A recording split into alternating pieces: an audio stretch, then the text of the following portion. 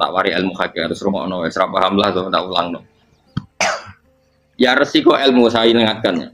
Ilmu itu kan ada dua. Ada ilmu yang karena didefinisikan. Dan itu akhirnya menjadi masalah. Sebenarnya ilmu itu tidak perlu definisi. Kedua ilmu yang kita rasakan. Misalnya gini, kalau sama saya tanya, kamu pernah nggak minta jadi punya uang banyak? Nggak tanya, pernah nggak minta? Terus artinya minta itu apa? Terus kita mendefinisikan. Menengadahkan tangan, bilang ya Allah saya minta uang banyak, saya minta ingin beli mobil, itu namanya apa? Tidak jauh saja, doa kan? Itu kesalahan kita mendefinisikan doa itu, misalnya menengadahkan tangan dan memohon dan menyebutkan permohonannya itu terus disebut doa. Tapi kalau menurut Allah, sistem tubuh kamu yang menghendaki punya mobil, sistem tubuh kamu yang ingin punya uang banyak, reaksi tubuh kamu yang terhinakan karena ditagih orang atau butuh uang. Ini menurut Allah ya sudah kamu itu peminta-minta. Saya ulang lagi ya. Sehingga menurut Allah kamu minta tidak minta ya tetap berstatus peminta, pengemis.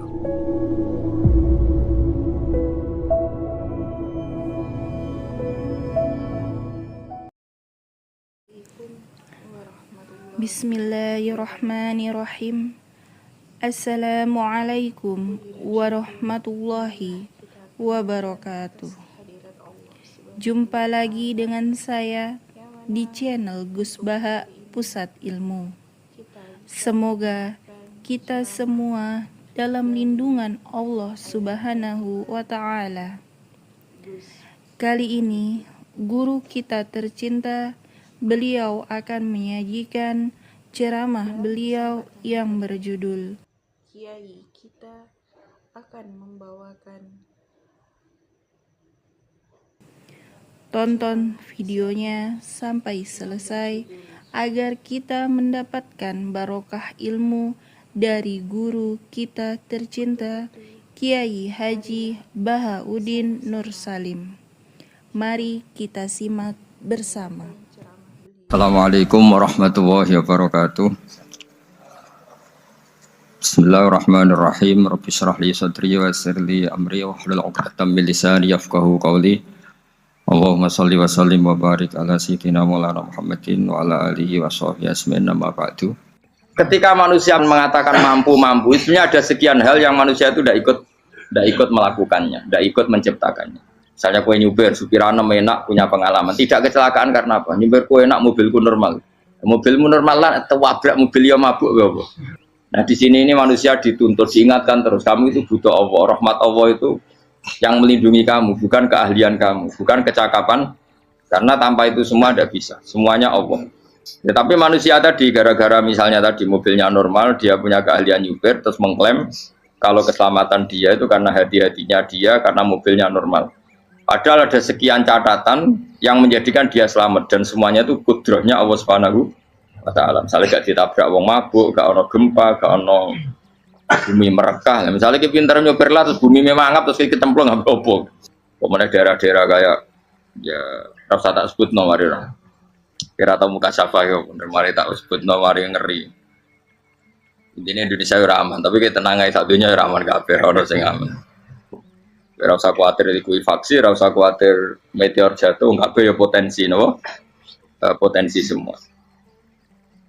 Sehingga ini sedikit saya ijazahkan. Suatu saat kata Rasulullah, saya ya Mu'ad melihat kamu hanya sejengkal di depan para ulama ketika nanti di akhirat. Terus Mu'ad tanya, Rasulullah tanya, kenapa kamu hanya satu jengkal dengan derajatnya para ulama ketika sowan Allah? Jawabnya Mu'ad, kamu punya amal apa?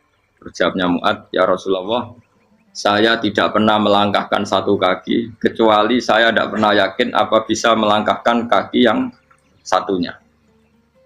Dan saya tidak pernah mengunyah satu makanan kecuali saya juga tidak pernah yakin apa bisa menelannya.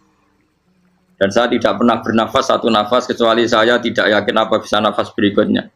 Saking dia tergantung ta'aluk semuanya sama kudrahnya Allah Subhanahu wa Ta'ala. Kalau kita ini kan sok. Kalau makanan sudah di depannya kayak pasti bisa makan. Kalau dia sudah sehat, jalan seakan-akan pasti bisa meneruskan. Padahal 0, sekian detik, melaku dihantam mobil ya selesai. Misalnya stroke ya selesai, tidak bisa jalan. Sehingga para wali-walinya Allah itu orang yang filah gotin min lahadota, setiap kedipan dia, setiap perilaku dia itu hanya ta'aluk ambil Allah Subhanahu wa ta'ala. Itu yang disebut ya ayyuhan nasu antumul fuqara'u ila.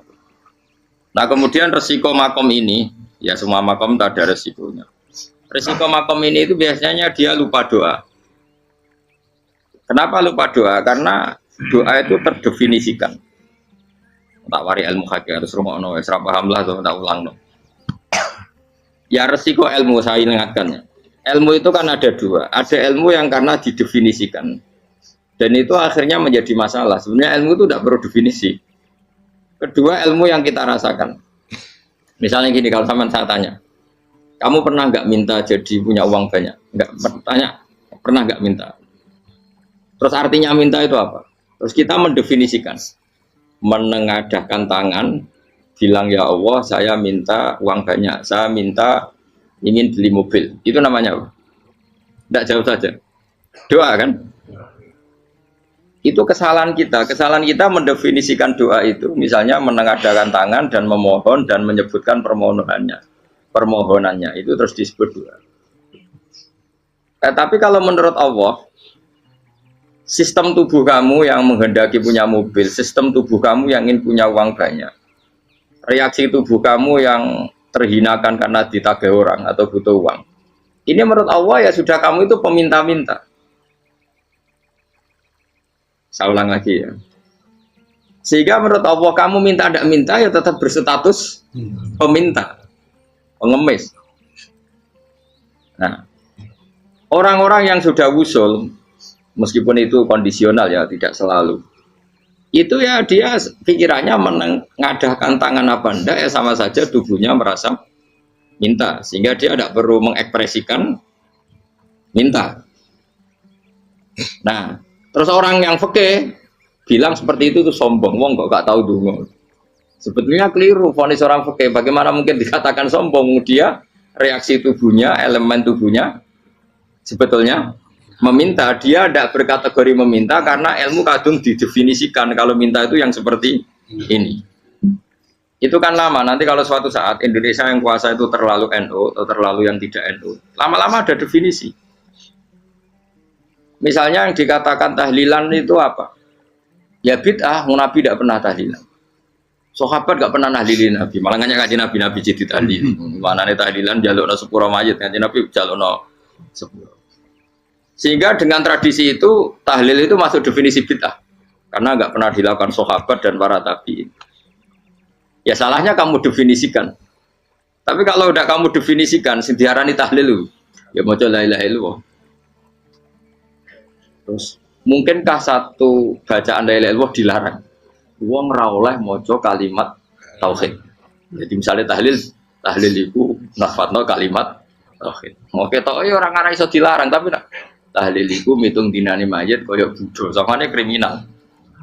Enak. Ya sudah seperti itu. Makanya banyak orang salah itu karena ilmu kadung didefinisikan. Nah, definisi itu sebenarnya tidak mengikat dalam banyak hal. Ini penting saya utarakan. Ya karena seperti itu. Makanya itu masalah-masalah besar antara kita dan firqah-firqah yang lain, masalah ahli sunnah, terus masalah yang lain-lain. Memang ya sudah seperti itu. Ya saya ulang lagi ya. Ketika Nabi Ibrahim mau dibakar Namrud, itu masyhur cerita itu. Dan kemudian jadi Nabi namanya Habib Syahid.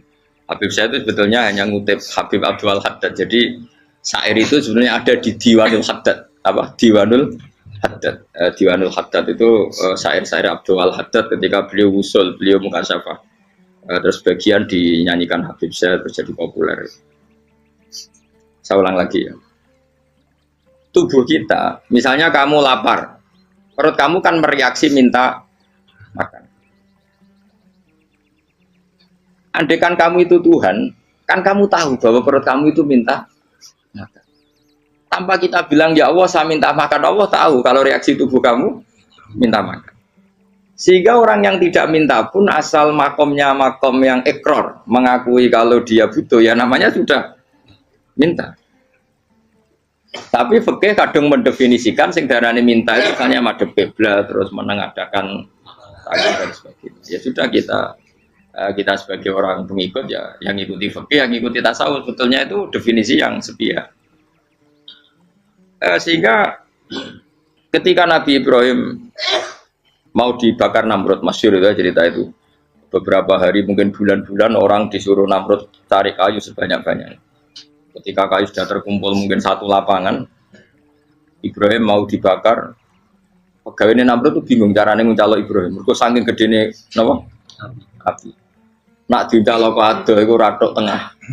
Nak diparekno iku kepanasan. Masyhur. Terus setan zaman iku orang akeh dadi setan tenan. Saya kan duplikate sakeh dadi setan ra tau muncul. Wong duplikate wis napa? Akeh. Singkat cerita, setan itu muncul pura-pura jadi manusia terus ditemukan manjane. Manjane itu semacam ketepil besar yang jadi mana ya dari kiai-kiai ketepil haram, mereka penemunya setan. Dari ini tuh. Tapi nak manjane penemunya setan itu betul, walhasil terus dibikinkan satu manjane semacam ketepil besar terus Ibrahim dilemparkan ke api. Lewat apa? Ketepil tadi, idenya siapa? Setan. Nah ketika di tengah api itu unik. Kata malaikat Jibril datang terus tanya sama Ibrahim, ya Ibrahim apa kamu butuh saya? Butuh. Alakah haja apa kamu punya kebutuhan? Jawab Ibrahim lah, saya tidak punya kebutuhan. Amma ilaika fala, kalau ke kamu ndak. Karena kamu makhluk, apapun keren kamu Jibril tetap kamu makhluk. Amma ilaika fala. Ndak maksudnya butuh ke Allah nanti saya nyampaikan. Malah dinya Nabi Ibrahim, kalau Allah tidak usah kamu sampaikan ya sudah tahu. Gua be Jibril. Oh, aku itu ditekak kan.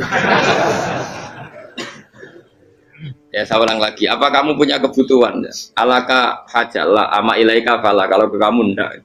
Ndak maksudnya butuh ke Allah nanti saya sampaikan. Karena Jibril yang mentang-mentang dekat sama Allah dan tukang memberi informasi. Tapi kata Ibrahim, kalau ke Allah sih tidak perlu kamu, dia sudah. Nah itu terjadi namanya Habib Abdul Haddad masyhur itu apa?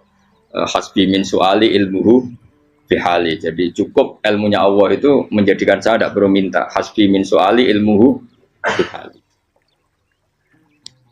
Jadi ada kondisi tertentu yang para wali itu, saya ulang lagi, kondisi tertentu yang para wali itu ya tidak minta. Tapi kalau itu ditiru jenengan semua ini jadi keangkuhan. Kenapa? Wes ora ndonga tangane ditenangano, atine ora eling pangeran, kan akhirnya tak jaluk tenan.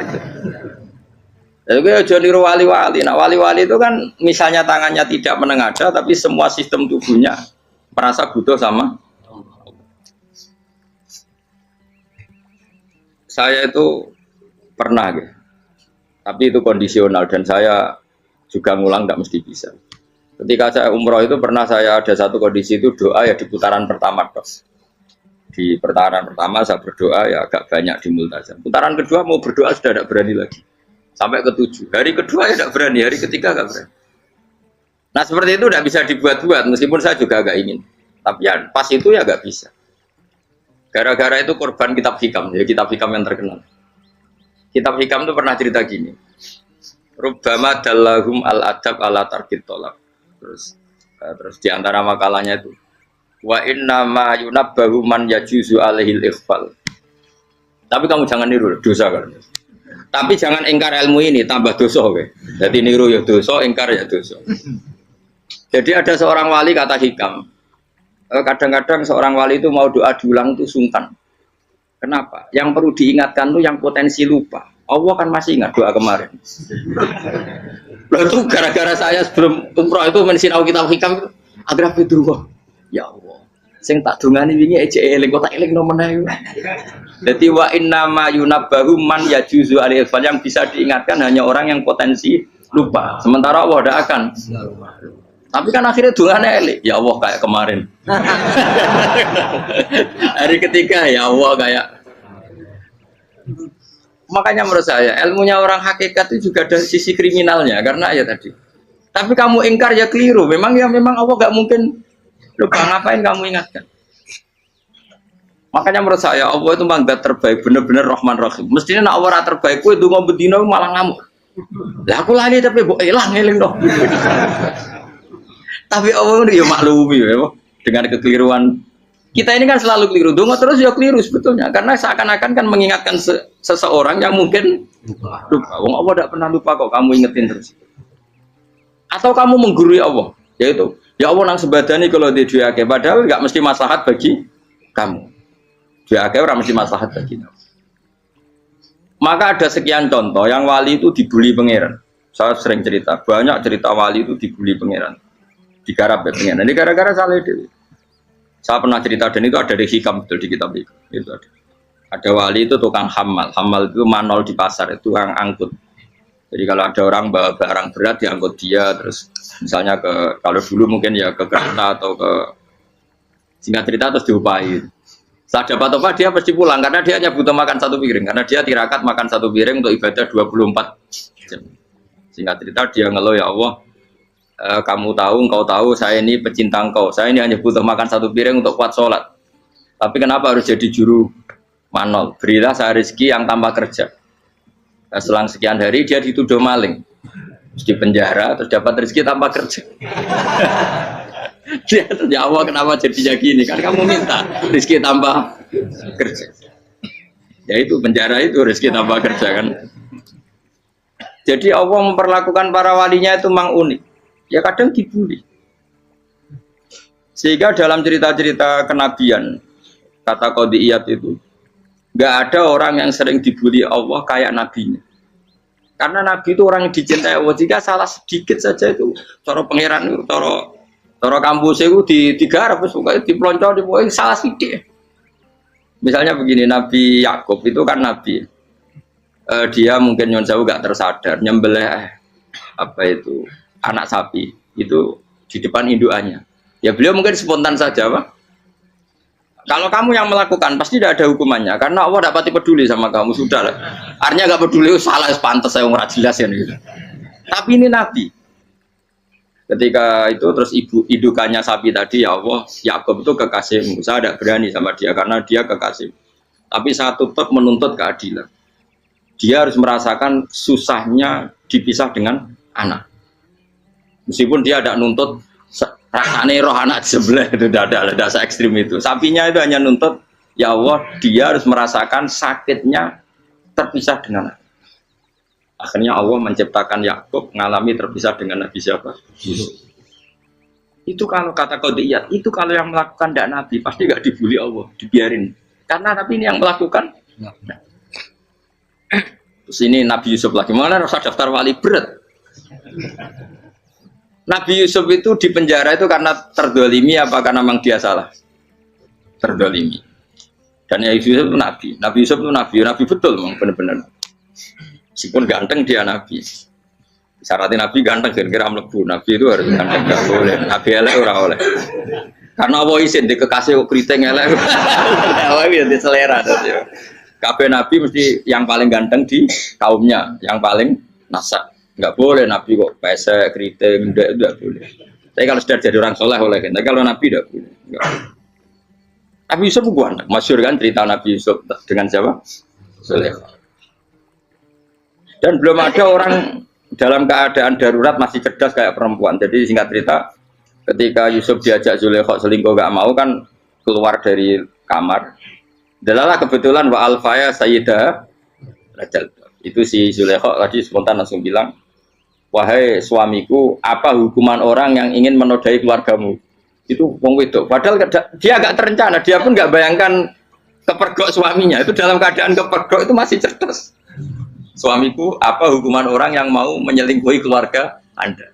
Singkat cerita suaminya murka, terus Yusuf di penjara, terdolimi. Ketika di penjara, kemudian Yusuf punya keahlian mentakwil apa? Mimpi. Kan tadi suaminya Zulaikha itu tidak sampai raja ya, kira-kira PM atau menteri. Raja itu punya mimpi yang bisa nakwil itu hanya Yusuf. Singkat cerita, terus utusan raja datang ke Yusuf dan takwilan Yusuf terbukti benar. Tapi Yusuf ini seorang nabi, seorang lagi Yusuf seorang nabi dia, tapi ya manusia. Bilang gini ke utusannya, coba bilangkan ke raja kamu, di penjara ini ada orang yang di penjara secara terzalimi, yaitu saya. Tolong laporkan ke majikan. Itu Allah tersinggungnya itu bukan main. Nabi kok lapor makhluk. Itu tersinggung. Nah, kowe kan gak piye. Kowe ngajono proposal ora piye. Wis pokoke Allah kowe wis ra piye wis. Wong sampean swargane ya ora langsung wae ngono. Pokoke kira-kira kan sudah tidak perlu ditegur. Makanya fa'an sahu syaitanu dzikra rabbi fala bisa fisijni bid'asi. Maka Allah mentakdirkan utusan raja tadi itu lupa melaporkan peristiwa Yusuf ke raja tadi. Sehingga raja gak pernah dengar kalau ada orang di penjara karena Allah tersinggung. Wong kowe ku nabi kok lapure ambek penguasa. Ngono tok iku wis Allah tersinggung. Karena dia nabi, gak boleh nabi lapor makhluk. Jadi Allah itu dengan nabi itu sangat-sangat sensitif. Sangat-sangat sensitif. Gue begitu. Terus cerita yang terkenal, meskipun ini nggak ada di Quran, Nabi Musa. Nabi Musa itu pernah sakit gigi karena dia mentang-mentang kalimullah, orang yang sering komunikasi dengan Allah, minta ya Allah, tolong tunjukkan obat gigi saya itu apa. Dan ini sama Allah dikasih tahu, kamu ngunyah suket ini, gitu. rumput ini kamu kunyah nanti pasti sembuh. Karena resepnya dari Allah ya pasti mujarab, kan nggak ke dokter. Singkat cerita dikunyah terus sembuh. Suatu saat dia sakit gigi lagi, nggak konsultasi lagi karena masih punya resep tadi kopian apa resep. Dia datang nyari suket yang sama dikunyah tambah sakit. Tanya sama ya Allah ini kan resepnya yang sama, kenapa tambah sakit? Kata Yusuf, kata Allah, kamu itu kekasihku. Ora nak sing ngobati ku aku ra suket sembrono. Semenjak itu Yusuf Nabi Musa nggak pernah taruh resep lagi sudah. Andaikan tuh kamu, pasti Allah juga gak tersinggung. Makanya kata qadiyat, kenapa para nabi sering ditegur itu bukan karena Allah murka, nabi itu beda. Jadi kesalahan kecil atau apa-apa yang menurut kita ada salah itu untuk nabi salah. Makanya di ahli sunnah ada kaidah apa? Mimba bi hasanatil abror sayyi'atul muqarrabin. Pernah dengar kaidah apa? Mimba bi hasanatil abror sayyi'atul muqarrabin. Sesuatu kalau dilakukan umumnya orang itu hasanah atau kebaikan, tapi kalau dilakukan para nabi itu salah karena apa ya, saking dekatnya dengan Allah. Saya ulang lagi apa? Mimba bi hasanatil abror sayyi'atul muqarrabin. Jadi nabi itu beda. Nah, para nabi itu orang-orang yang ngalami fikir yang doa resmi kayak siapa tadi? Definisi fikir ya sering. Kayak definisi orang tasawuf yang sering.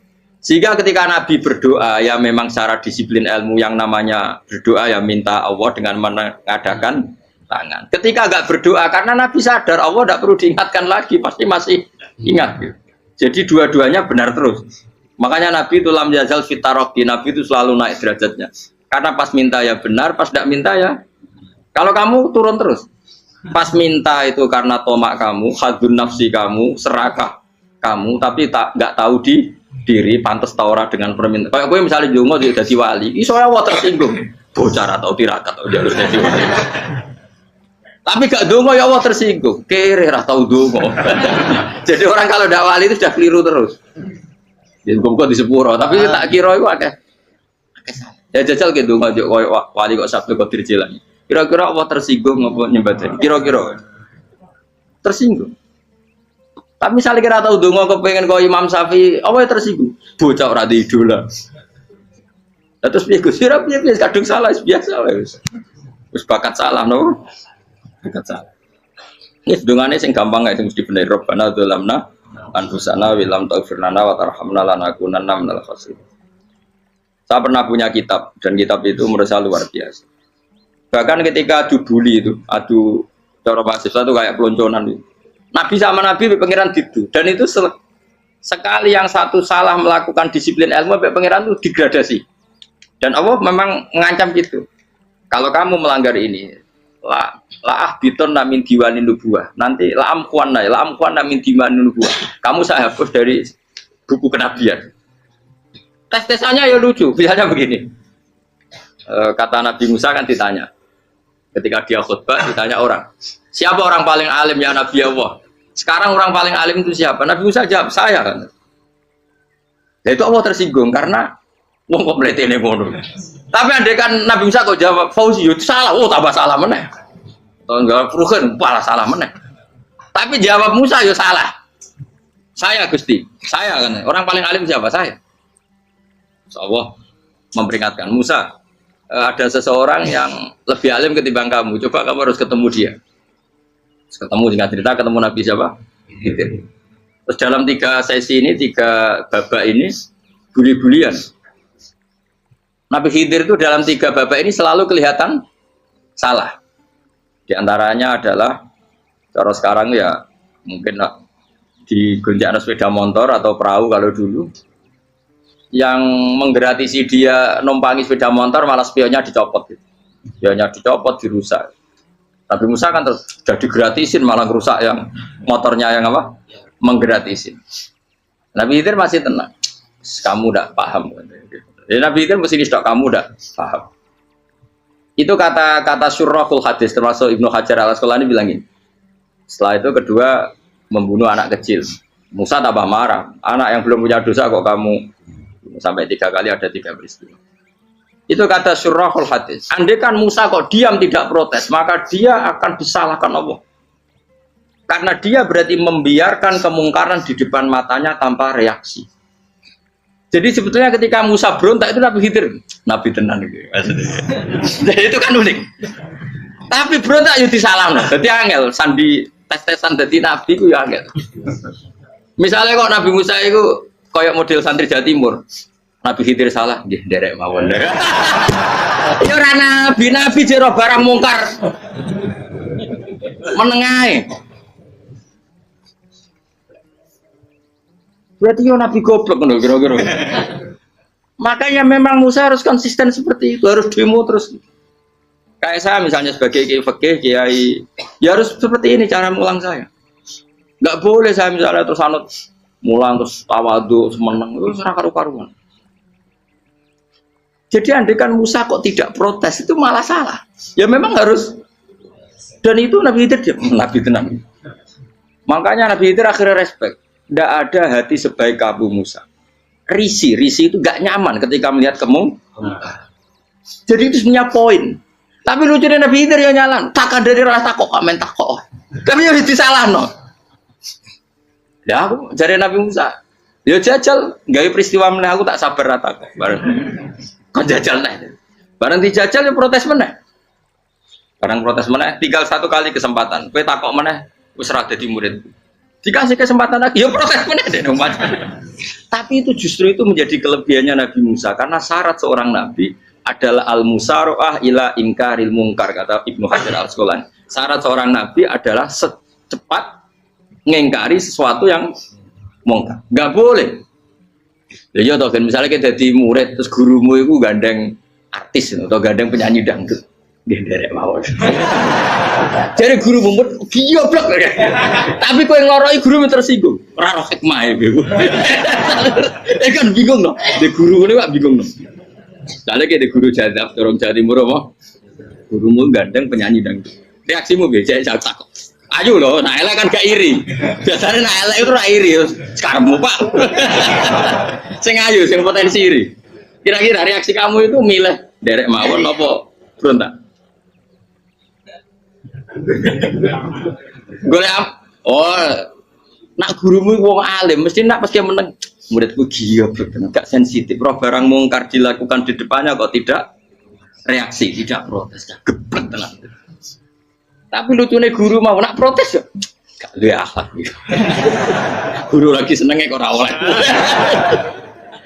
Nah Nabi itu kan buli-bulian. Jadi Nabi Khidir dengan Nabi Musa itu tepat-tepat. Karena 2 orang ini sama-sama kekasih Allah. Itu Nabi Musa justru barokahnya itu dia tidak pernah kelasmennya di bawah Nabi Khidir. Semua ulama sepakat kelasmennya Musa tetap di atas Nabi Khidir. Sehingga yang berlaku ya tetap ilmunya Nabi Musa bahwa membunuh anak kecil tidak boleh, merusak perahu milik orang lain tidak boleh. Karena Allah tetap lebih respect dengan ilmunya Nabi Musa. Nabi Khidir tetap ilmunya nggak dipakai, meskipun dia disebut hakikat. Karena ilmunya Nabi Khidir ngani ngoyo. Ngani ngoyo wong ape mutusno ngenteni nginceng Lauh Mahfuz. Lah sing iso iku sapa? Barang ra mungkin kok. Makanya Nabi Khidir terakhir menutup kalimatnya wa ma fa'altuhu an amri. Dzalika ta'wilu ma lam tasbi alaihi sob. Aku dhewe nglakoni ini ya ora roh, wis ditakdir nglakoni ngene wae. Dadi Nabi Khidir ya ora paham. Jadi wa ma fa'altu an amri itu terakhir kira-kira artinya saya sendiri tidak melakukan ini karena inspirasi saya sendiri atau keputusan saya sendiri. Tahu-tahu saya ditakdir melakukan. Karena pas itu Nabi Khidir disetting semuanya dengan ilmu hakikat, yaitu bayi tadi memang kutiba kafiron, kutiba kan apa? Kafiron. Memang dia nanti kalau umur nganti tua ditakdir mati kafir. Daripada mati kafir nanti, ya sudah mati sekarang. Tapi nggak mungkin kan ada syariat daripada soben beling pateni kecil. Ora ono syariat, tetap ikut Nabi Musa. Makanya kata Ibnu Hajar Al-Asqalani itu uniknya Allah sama para wali-walinya. Wali ku klirullah itu tuh disenengi pengen. Terus pengenan nabi ini yo kecil-kecilan yo pancen nak wong. Terus keempat ya. Tadi kan saya punya contoh 3, ini contoh keempat, ini terakhir. Akhirnya kok ilmu merah cukup tetap malah bingung lagi. Nabi itu minggat itu boleh enggak? Tanpa pamit, minggat itu pergi enggak pamit itu boleh enggak? Enggak boleh. Rasulullah meskipun kayak apa disakiti di Mekah itu enggak pernah minggat, enggak pernah hijrah. Saya ulang lagi, karena butuh izin. Tapi Allah pernah punya kekasih, yaitu Nabi Yunus. Nabi siapa? Yunus. Itu Quran meredaksikan yang abako. Abako itu terjemahnya apa? Minggat. Kalau pergi itu dahaba. Tapi ini Allah meredaksikan itu abako. Abako itu ya minggat. Nabi Yunus itu dakwah di daerah Nainua. Ya. Nainua itu ya, Babylon sana. Kampungnya namanya Nainua. Ya, daerah Babylon. Babylon itu kalau di geografis modern ikut Irak. Ikut mana? Irak. Jadi Kufah, Basra, Babylon. Terus siapa itu yang mengalahkan pasukan Yahudi dulu itu Buktanasor, Hebuket, Nazir itu ikut mana? Babylon, apa? Babylon. Bama unzila alal malaka ini di Babila Harutama. Makanya kalau ulama-ulama melihat Irak kacau sampai sekarang itu tidak kaget. Irak itu ardun mal'unah kalau di kitab-kitab. Bumi yang memang sudah terlaknati mulai dulu. Sehingga ketika ada kasus Saddam Hussein sekarang itu ulama tidak kaget. Zaman Rasulullah Sugeng itu Irak itu termasuk sudah bumi yang guna keazala, jadi di sana pasti banyak fitnah. Fitnah pertama yang dicatat sejarah adalah Mautul Husain, apa? Kabudutnya Said siapa? Husain di Karbala. Era Imam Syafi'i adalah zaman mifnah, ulama dibantai karena dipaksa mengatakan Quran apa? Makhluk. Terus konflik-konflik sampai era Saddam Hussein terus era sekarang jadi. Nah kita ini ulama sebenarnya tahu tarikh itu. Tapi di era modern kan dianalisis karena campur tangan ini itu ya sudah lah. Sebab goblok pun aja daripada ngebantah-bantahan olahraga. Ibu goblok, ibu pinter. Sekarang kan analisisnya kan, wah ini ada campur tangan pihak ketiga diciptakan nih sauni ini. Ya kalau intelijen harus ngomong seperti itu. Kalau kita seperti ulama memang dari dulu dicap Nabi hunalika az-zalasil wal fitan. Saya teruskan. Nabi Yunus itu dakwai kaumnya itu lama sekali dan tidak iman. Nah semua nabi kalau kaumnya tidak iman itu diberi hak Allah ngancam akan adanya azab apa? Ngancam akan adanya azab. Nabi Yunus ngomong gitu terusin. Nanti kalau kamu tidak iman itu pasti kena azab. Anggap saja dia ngancam gitu sudah berbulan-bulan. Singkat cerita, azab baru tinggal 3 hari lagi. Ayo nang iman, tinggal 3 hari lagi. Ya kira-kira dia ngomong misalnya Ahad, berarti Ahad, Senin, Selasa, atau kamu milih Selasa ya Rabu, Kamis. Singkat cerita Ahad itu dia gak kuat.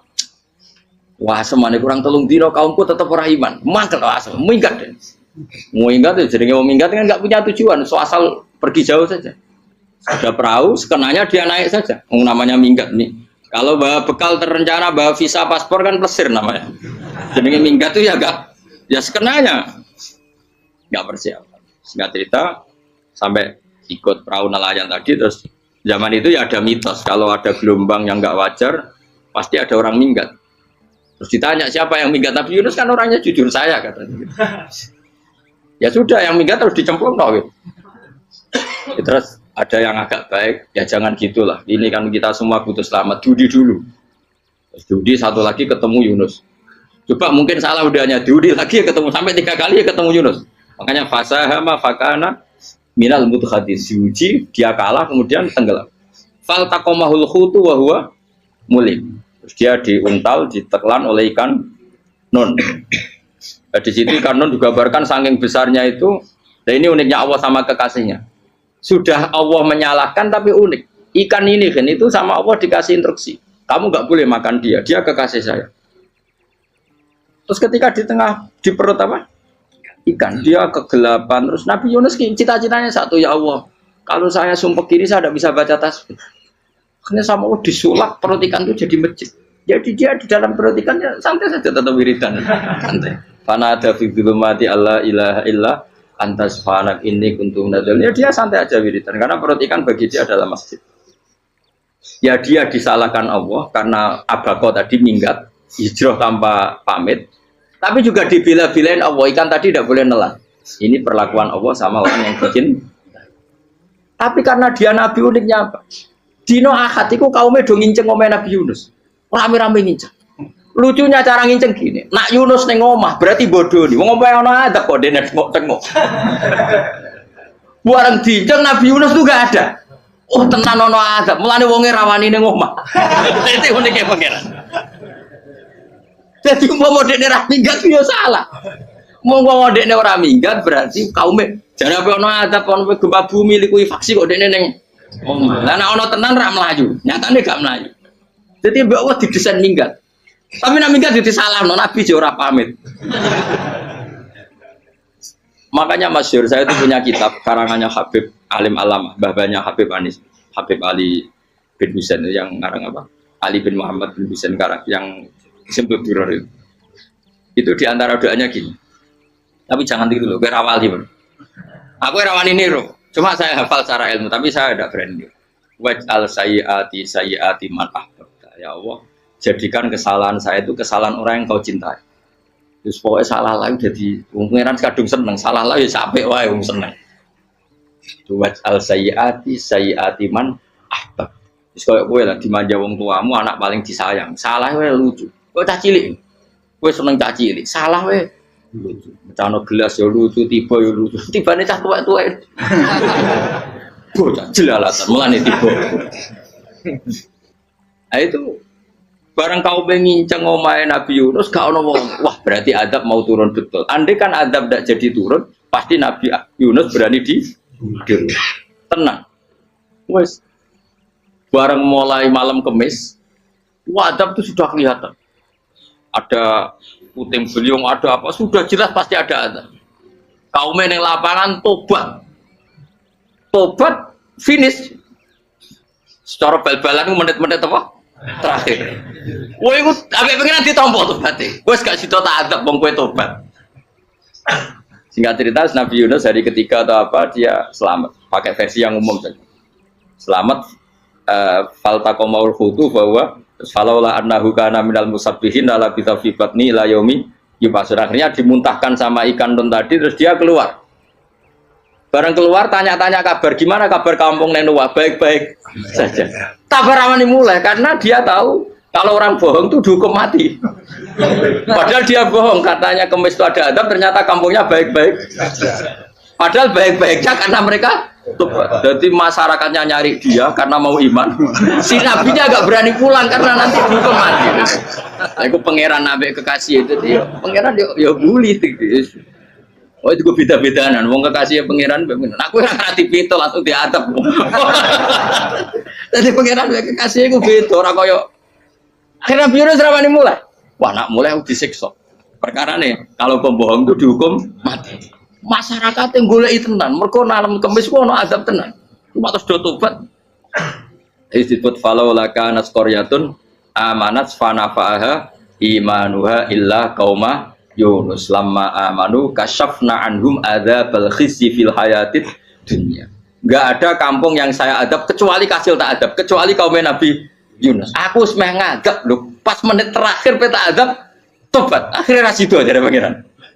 Iku kaum Nabi ten. Iku yo barokah minggate Nabi Yunus. Lah iku nabi. Wong kliru kok barokah. Iku nabi. Umpama Nabi Yunus ora minggat, kaume berpikir Yunus bohong. Wong ape ana azab kok tengok-tengok. Ning omah. Tapi pas minggat tenan ya disalahno pangeran, minggat kok gak paham. Amalane kira usah protes. Wali itu beda, kekasih pangeran. Itu sama dengan sing dialami Rasulullah sallallahu alaihi wasallam ning Sulhul Hudaybiyah. Semua perjanjian itu salah secara hukum fikih. Bukan salah lagi, sangat salah cara ukuran fikih. Sehingga semua sahabat itu protes kecuali Abu Bakar As-Siddiq. Cuma semuanya ngomong Umar, tapi semua sahabat akhirnya ya coba di antara perjanjian gini. Pertama kan enggak, biar sampean enggak terlalu jadi teroris, enggak terlalu jadi ekstremis. Memang ya usah jadi teroris, ya usah terlalu jadi teroris. Semua itu mungkin, Kang. Ning dunia semuanya mungkin. Singkat cerita Nabi itu sudah di Hudaybiyah. Hudaybiyah dengan Mekah kan tinggal sekitar paling 40 kilo.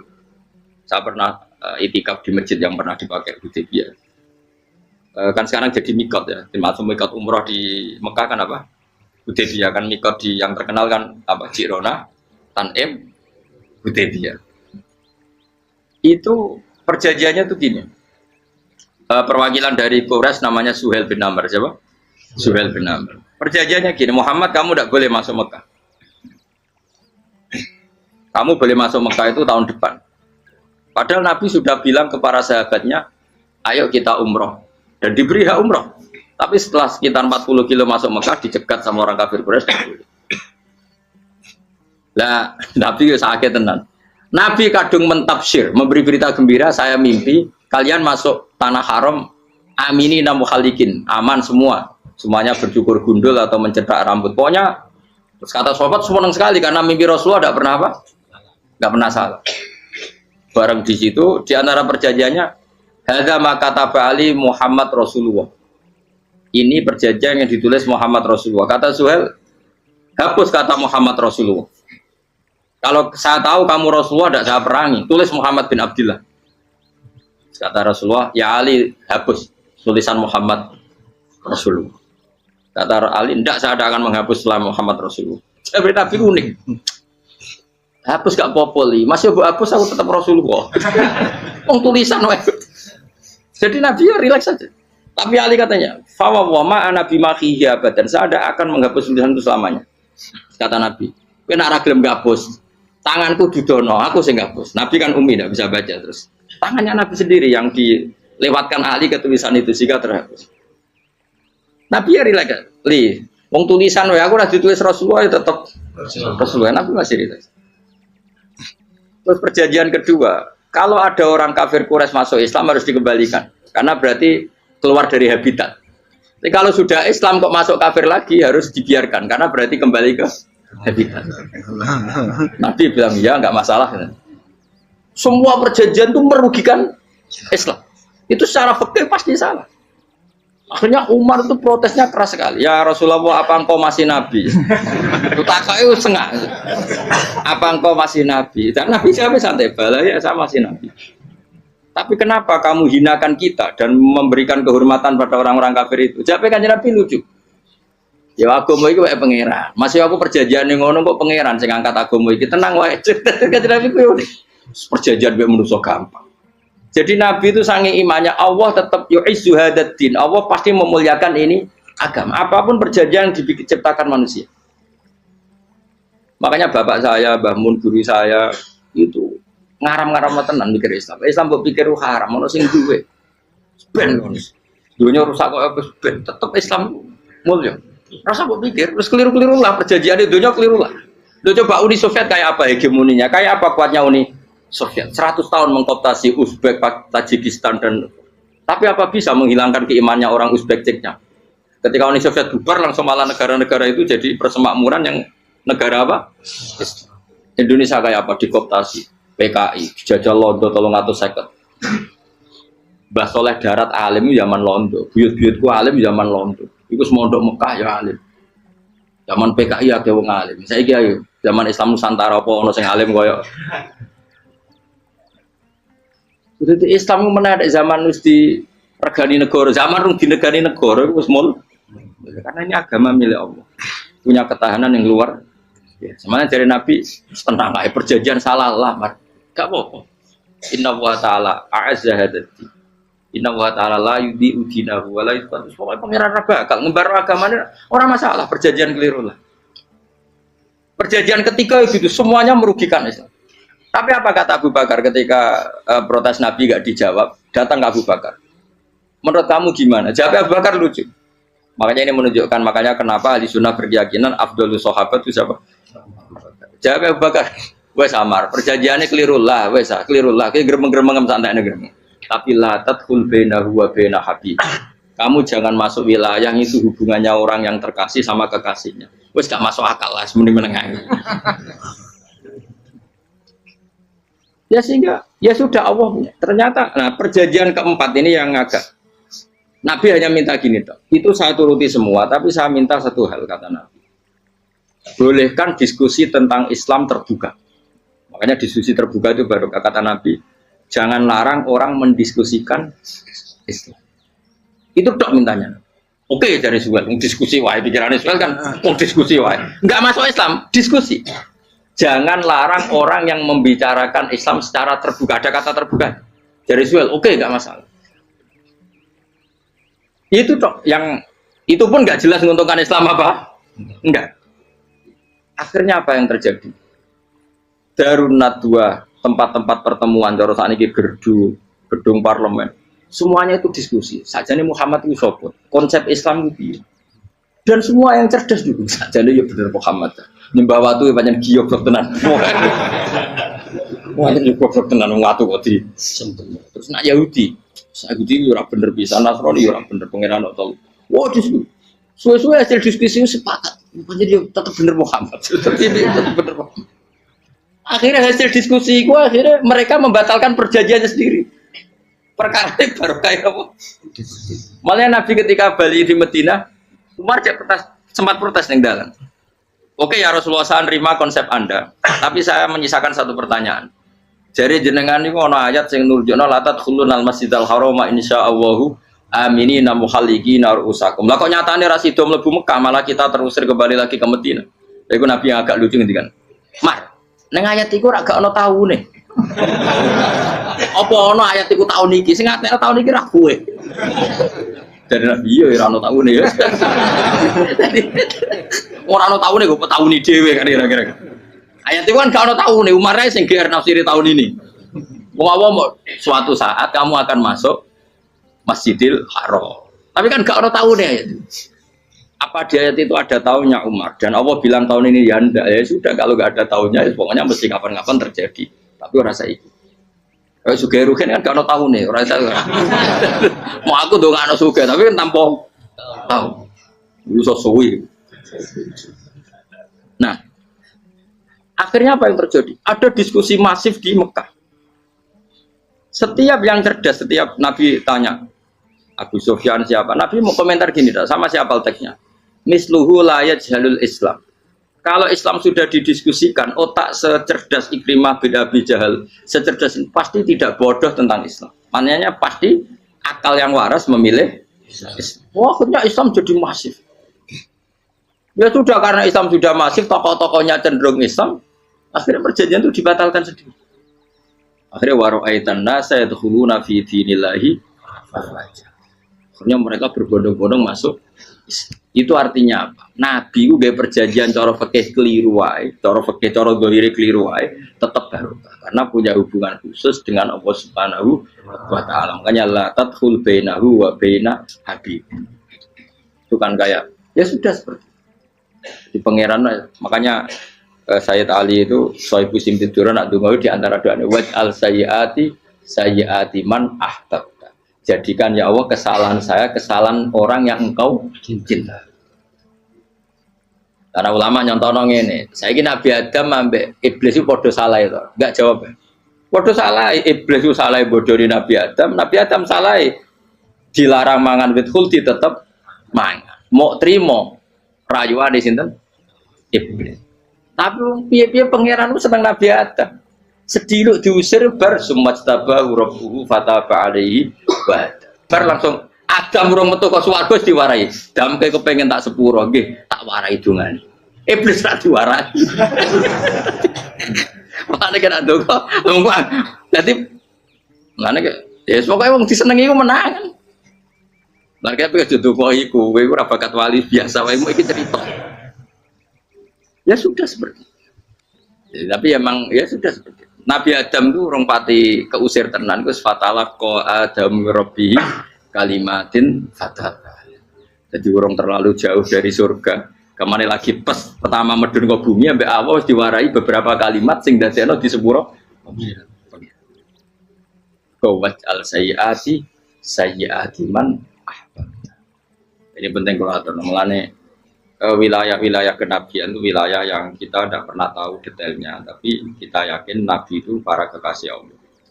Dan agama Islam itu juga agama paling diridhoi. Maka di zaman apapun, kecewa apapun dengan perjanjian dengan negara maupun dengan dunia, Islam tetap di rumah pangeran. Wis ora usah kuat. Mikir Islam itu keliru. Nangit mayo oleh nak mikir keliru. Agamanya pangeran kok pikir. Saya masyhur. Sayyidina Umar itu kan khalifah paling sukses masalah futuhat. Di masalah apa? Futuhat. Dan Ibnu Umar setiap jalan-jalan itu dibully sama orang-orang. Ya Ibnu Umar, boyo kamu itu minta sama bapak kamu supaya dia nyebut penggantinya siapa. Atau bikin suksesi lah. Jangan kok dia khalifah sukses kemudian tidak jelas juntrungannya. Kan dia tetap mati suatu saat. Saking gak kuatnya Abdul bin Umar, matur, ya Abah, engkau harus suksesi. Siapa ya pemimpin setelah jenengan? Lah kenapa? Orang-orang bilang kalau ada orang misalnya penggembala kambing terus ditinggal gelanggang itu dianggap dosa karena kambingnya pasti kocar. Apalagi ini urusan umat. Kamu tahu-tahu mati sebelum sesi ini pasti kacau. Umar langsung marah. Agama Islam itu gak sama dengan kambing kata Umar. Agama Islam agamanya pangeran, mesti diurusi pangeran. Aku mau khilafah. Aku mau sukses. Ben aku ora usah mikir. Engko ora diurusi pangeran. Jadi Umar itu justru sangat hormatnya sama Islam itu dengan cara gak mau mikir Islam. Gak mikir berarti gak khidmah ya, tetap mengkhidmati Islam. Seperti saya ini kan yang khidmati Islam lewat mulan. Tapi aku ora tahu mikir nasib Islam. Islam ora kondang piye. Ditinggal Abu Bakar melaku, Umar melaku. Wali Songo mbek kowe rak mulya Wali Songo. Saiki durus mudin yo mlaku, durus KUA yo mlaku. Durus mubalek sing kadang matre ku yo mlaku. Berapa kiai sing dadi oknum perkara proposal? Ya agama yo. Wong bapak udah kanca kiai ku mudin, anake mondok. Bareng saking suwene dadi mudin, zaman iku mudin urung untuk gaji kono negara. Anake yo dhuwit mending spontan. Cung ora ono mati kok dhuwit. Betul ora ono mati ra entuk. Cung ora ono mati kok dhuwit. Muli ku agama yo ra piye-piye juga.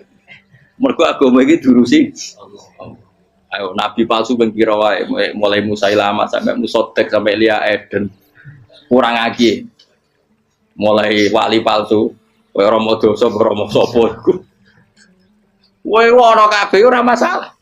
Uni Soviet kayak apa mengkooptasi Ceknya Uzbek akhirnya ya kalah Uni Soviet. Lagi Ceknya Uzbek jadi negara Islam kayak apa Donald Trump Islamfobia tapi sekarang orang Amerika malah berbondong-bondong masuk nopo pikir malah Islam konsepi malah rusak. Mergo terus di metodologi. Harusnya penyebaran Islam itu begini. Harusnya mbahmu kira pangeran ngomongnya harusnya. Orang Islam kadang melaku ya lewat mudin. Ya. Saya itu punya santri ini kisahnya. Itu lahirnya di Bali. Itu bisa baca Fathul Mu'in. Lahirnya di Bali. Bahkan dia ketika SD itu tukang mimpin lagu Hindu. Lagu Bali itu Hindu apa Buddha? Hindu. Karena dia ketua kelas, tapi Islam. Semua coba. Jadi gara-gara jadi bapak itu bakal sate neng Bali. Ya bakal sate berhubung sukses, ponakane misalnya diajak orang Madura kan gitu. Artinya orang Madura. Setelah kampung itu menjadi kampung Muslim lama-lama berkebutuhan punya masjid. Berhubung wis anake kiai ana masjid mosok ora diwong alim. Akhirnya anake dipondokno di Jawa. Pondokno di Jawa iso maca muin terus ngaji sama saya. Jadi saya neng Bali kok ada wong ora muin, ya ana santri di Bali mau cuma muin. Neng Jawa kadang wong ora iso maca muin. Jadi dia mau bakal sate muter. Kayak Islam di Indonesia gara-gara pedagang Gujarat. Meskipun sejarah itu diperdebatkan ya gara-gara dagang. Karena mereka Muslim ya akhirnya menyebarkan apa? Islam. Jadi semudah itu Allah. Termasuk konflik Ali bin Muawiyah itu barokahnya sama susahnya konflik itu masih banyak barokahnya. Sayyidina Ali sama Sayyidina Muawiyah karena kita ahli sunnah ya tidak menyalahkan salah satu madzhab ahli sunnah. Itu barokahnya beliau konflik itu banyak sahabat yang migrasi. Ada yang ke Cina, ada yang kemana-mana. Termasuk yang diyakini para sejarawan, ada yang ke Selat Malaka. Termasuk akhirnya sampai ke Baros itu. Barokahnya orang nggak nyaman di Yaman itu, di Syria sama di Irak. Akhirnya Islam menyebar. Oh sudah. Andai kan nggak ada konflik itu, mungkin penyebarannya juga lama. Makanya saya bolak-balik bilang, setan itu ono goblok. Gomko ora melok ngaji saiki. Setan ora goblok piye? Kalau ada anaknya kiai 5 lanang kabeh sih, alim kabeh iku didu. Mergo rebutan pondokin. Aslinya pondok satu titik di desa itu. Misalnya beduan ya di Medan. Gara-gara tuh konflik itu terus sing sitok minggat ning Kalimantan. Gara-gara anak kiai yo gawe pondok ning Kalimantan. Sitok minggat ning Sumatera, anak kiai yo gawe pondok ning Sumatera. Cara setane gak ngedu, malah pondok tetap satu titik. Tapi setan itu goblok, ora roh. Akibat ngono iku ora roh. Akhirnya dulur ditu menyebar. Lah wong saleh menyebar ning ndi menyebarkan sujud, menyebarkan Jadi setan yo ono goblok, muga ora ngaji, muga nak ngaji rene roh, ana ngono ora usah ngono. Andai kan tidak diutik kan satu titik. Nggih betul. Tapi setan niku nek ana wong saleh iku didu. Nak didu ana sing kecewa minggat. Lah migate wong saleh ndak ape gawe apa? Masa ape gawe dugem. Lalu kula anggere wong saleh tukaran Gus iku tukaran gara-gara tukaran sak migat ning Papua ya alhamdulillah. Apik. Kula niku ra Gus kancaku ya Gus-Gus sing minggat ki kuat. Angger pamit kula ora tau tak tangisi. Bernuwun kok minggat to. Migate Gus ndak ganti piye. Paling yo gawe podok kok gawe apa. Setan nganti saiki belum tahu. Mulane muga-muga ora roh. Jadi artinya nak pangeran ngersakno itu segampang itu. Lo coba di Ponegoro kan konflik sama keluarganya yang dulu ada yang mungkin sebagian problem. Neng Sulawesi ya tetap gawe napa? Pon. Engkok negone semua yang kerdeng tinti. Wali Songo ya. Sunan Kalijogo agak pati cocok buyut Sunan Kudus. Rapati cocok akhirnya dakwah ning kidul di daerah kene.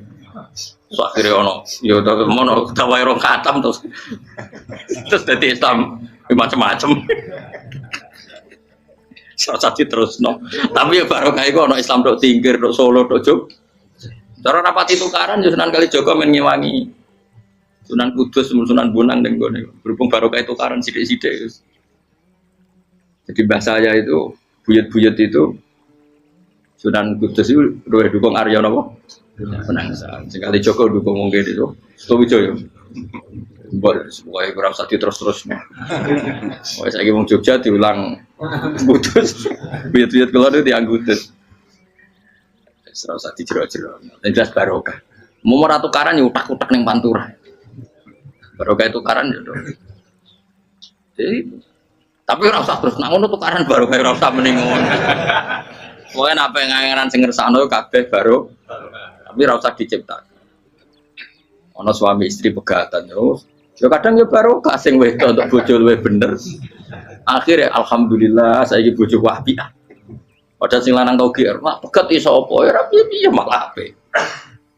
Iku pangeran. Makanya mikir Islam yo mikir. Sekarang kan ndak orang terlalu semangat Islam terus dia konsep Islam harus menguasai negara, akhirnya memaksakan jadi pemimpin. Jadi Islam harus kultural. Akhirnya kejauhan Islam. Muat Islam kudu kaya, jebule kedunyan deknane. Islam kudu fikih, bebas hisab, kefikiran akhirnya buruh Cina. Justru kakean konsep wis mari kuwajib. Lah ya ana sing wah Islam kudu sugih, nek sugih ben kuat. Jebule bareng sugih kedu. Ana sing milih fikir ae ben tambah hisab, kefikiran Islam buruh Cina. Islam harus merebut negara supaya ada konsep khilafah. Pas ngrebute wis ngafir-ngafir wong akeh. Pas prosesnya wis dadekno perkara. Islam harus kultural, juga main-main gong wae malah sindinan terus. Rasido dakwah, mergo kakean apa? Kultural ora usah dikonsep, wis ben mlaku. Pangeran dhewe sing ngatur Islam. Kayak apa agama ini pernah ditinggal orang-orang terbaik? Mulai para sahabat tabiin sampai wali songo, nyatanya tetap Iku nunjukno agama ini diurusi Allah Subhanahu wa taala. Kenapa khidmah wae? Kayak saya yang mengkhidmati Islam. Khidmah itu berbakti memberi pelayanan pada Islam. Tapi ra usah ngrasa mimpin apa Islam, apalagi membuat konsep untuk Islam. Justru konsep kita ini nanti yang merusak. Karena tadi ngendikan ulama-ulama wa inna minal ilmi la jahlan. Kadang ilmu itu tetap melahirkan kebodohan. Kenapa? Ketika ulama ditanya, innalil ilmi tuhyanan katuhyanil mal. Karena ilmu itu punya keangkuhan, kelacutan kayak lacutnya harta. Misalnya gini, saya seorang fakih. Ditanya sesuatu yang tidak mendesak pun saya jawab hanya karena mempertahankan kredibilitas saya sebagai seorang fakih. Padahal jawaban saya itu malah bahaya bagi Islam. Misalnya gini contoh gampang, ada orang misalnya Ruhin baru tobat, dia sholatnya salah, rukuknya salah. Terus saya ditanya sama Fauzi, ke sholatnya Ruhin sah apa enggak? Wong dia enggak memenuhi syarat dan rukun. Tentu saya sesuai disiplin fikih saya bilang enggak sah. Karena sujudnya ngongkrong atau dia sholatnya fatihahnya ada. Padahal andaikan saya ada jawab lebih baik. Karena apa? Bisa saja menurut Allah sholatnya dia enggak sah secara fikih tapi diterima Allah. Karena dari tidak sholat menjadi sholat. Itu kan ibarat begini. Orang makan tela yang agak-agak beracun, tapi tidak racun yang mematikan. Itu baik apa enggak? Ya tidak baik jawabannya. Tapi kalau bandingannya daripada tidak makan sama sekali, tentu baik makan. Nah, kesalahan itu yang makanya kata Imam Ghazali, kesalahan itu yang dialami para fuqaha mu'asirun sekarang. Setiap pertanyaan itu dijawab. Dan ironisnya karena sesuai disiplin. Ya tidak bisa. Makanya saya pernah punya teman divonis dokter 2 bulan lagi mati. Terus teman itu gak doyan mangan. Tapi sarannya dia hidup kalau ada obat dari Jerman itu. Kalau ada obat dari Jerman dia hidup. Kalau enggak ya mati kan. Tak tili mati kapan? Kan ini udah. Kabare rong mulah meneh. Sesuk wis sopan rong bulan. Lho kok rong bulan cepet kok mana sih? Kowe iku iman mulai cilik. Memangnya mati ku gak rong bulan kasih wae iso wae kok. Wong pangeran sing di otoritasnya wae ra jajeni rong bulan 3 bulan kok dokter jajeni ke percaya aneh-aneh wae. Saya tak takoni Israel lah meniku. Iya, orang mesti bener kok tak imani. Lah iya, Pak. Kowe cek goblok kowe iku mondok 2 wulan iku ora mesti sesuk ya mungkin. Nah padha-padha mungkin sesuk ya mungkin kok ya. Oke. Padha-padha mungkin kok milih sing 2 wulan, milih sesuk ae. Milih sesuk saiki tak istighfar be aku, tak ngaji, dadi keren mati sesuk. Yo, sulit bodoh nih, biasa. Terus saiki cek urip.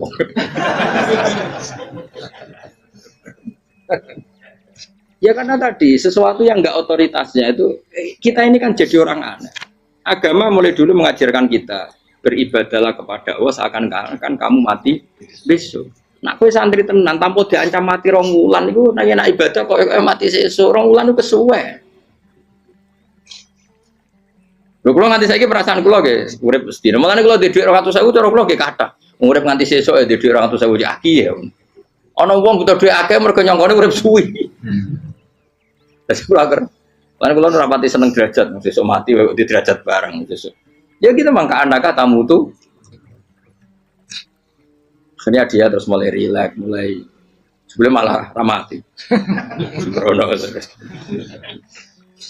Maksud saya itu kita makanya kembali lagi antumul fuqara'u ila. Kita ini butuh. Makanya kalau suwun semuanya anut para nabi dan kalau ada kesalahan para wali, para nabi itu kesalahannya apa? Mimba bihasanatil abrar sayyiatul muqarrabin. Jadi nabi itu karena hubungannya dengan Allah sangat apa? Dekat sehingga hal-hal yang cara zahir itu salah tapi itu menjadi berkah dan kita tidak pernah kayak apa sulhul apa?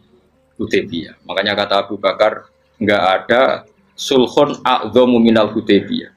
Enggak ada perdamaian yang lebih afdal ketimbang Hudaybiyah. Makanya saya itu termasuk ulama yang setuju misalnya di McGill di Amerika atau di Kanada itu kan ada Islamic Studies. Saya pernah ditanya, Gus, kalau ada sekolah perbandingan agama menurut kamu setuju enggak? Saya bilang enggak masalah. Yang penting asal yang dikaji itu Islamnya, bukan orangnya. Kalau yang dikaji orangnya ya copet Indonesia ya Muslim. Kadang koruptornya ketua partai Islam. Wonge kan macem-macem. Yang dikaji Islamnya loh, asal yang dikaji Islamnya. Jangan orangnya. Orangnya bulat-bulat. Wah, juara lah no.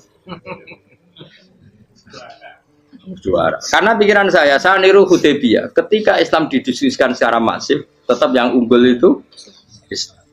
Makanya Rasulullah minta, nggak apa-apa, semua perkara saya setujui, cuma jangan larang orang mendiskusikan Islam. Akhirnya di Mekah, di Darun Nadwa, di pojok-pojok kampung, di perapatan-perapatan orang tanya, sebetulnya Muhammad tuh maunya apa? Mereka ada yang bilang, ya Muhammad kepinginnya wong nyembah pangeran. Pangeran sapa sing gawe langit bumi. Akhirnya sing situ iya, pangeran ya pantes sing gawe langit bumi, pangeran ora tahu saya apa-apaanan. Sono sing mulai cerita yo aku tahu nyembah pas duyoi luwak. Sampai aku izin pangeran kudu duyoi. Sono sing cerita meneh aku tahu pas nyembah pas tangane coplok. Wah itu cerita kenaifan-kenaifane pangerane itu.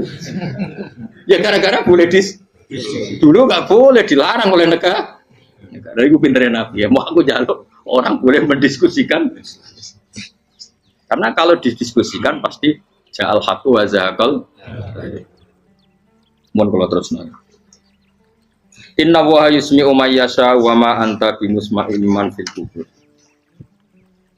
Alam tarono ta ora ngerti sira ta alam tekse ora ngerti sira ana wa ing satuna wa ta'ala iku anzala nurono sapa Allah minas sama'i sanging langit. Awan nurono ma'an ing banyu. Fa akhrajna mongko ngetokno sapa ingsun. Fi tetep ing dalam dawa akhirna iltifatun ta iltifat. Iltifat itu pindah anil ghaibati sanging dhamir ghaib. Mestine kan fa akhraja. Tapi dadi napa?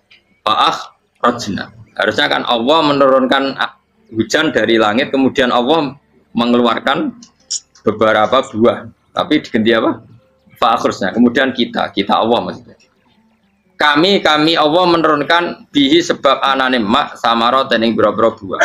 Mukhtalifan ingkang warna-warna apa alwanuha pira-pira warnane samarot. Maksudnya Allah ingin menunjukkan kekuasaan. Sekarang orang sama-sama dari sperma. Ada yang kafir, ada yang mukmin, ada yang kriting, ono sing bangir, ono sing elek. Anggap aja kayak buah. Buah itu dari tanah yang sama, dari air yang sama. Kemudian melahirkan buah yang beda. Memangnya misalnya buah sing kecut ya ning bumi Indonesia. Pikirnya ditanduri pelem manis yo ning bumi Indonesia. Mestinya kan kalau buminya sama kan nak kecut kabeh, nak manis. Tapi ternyata enggak.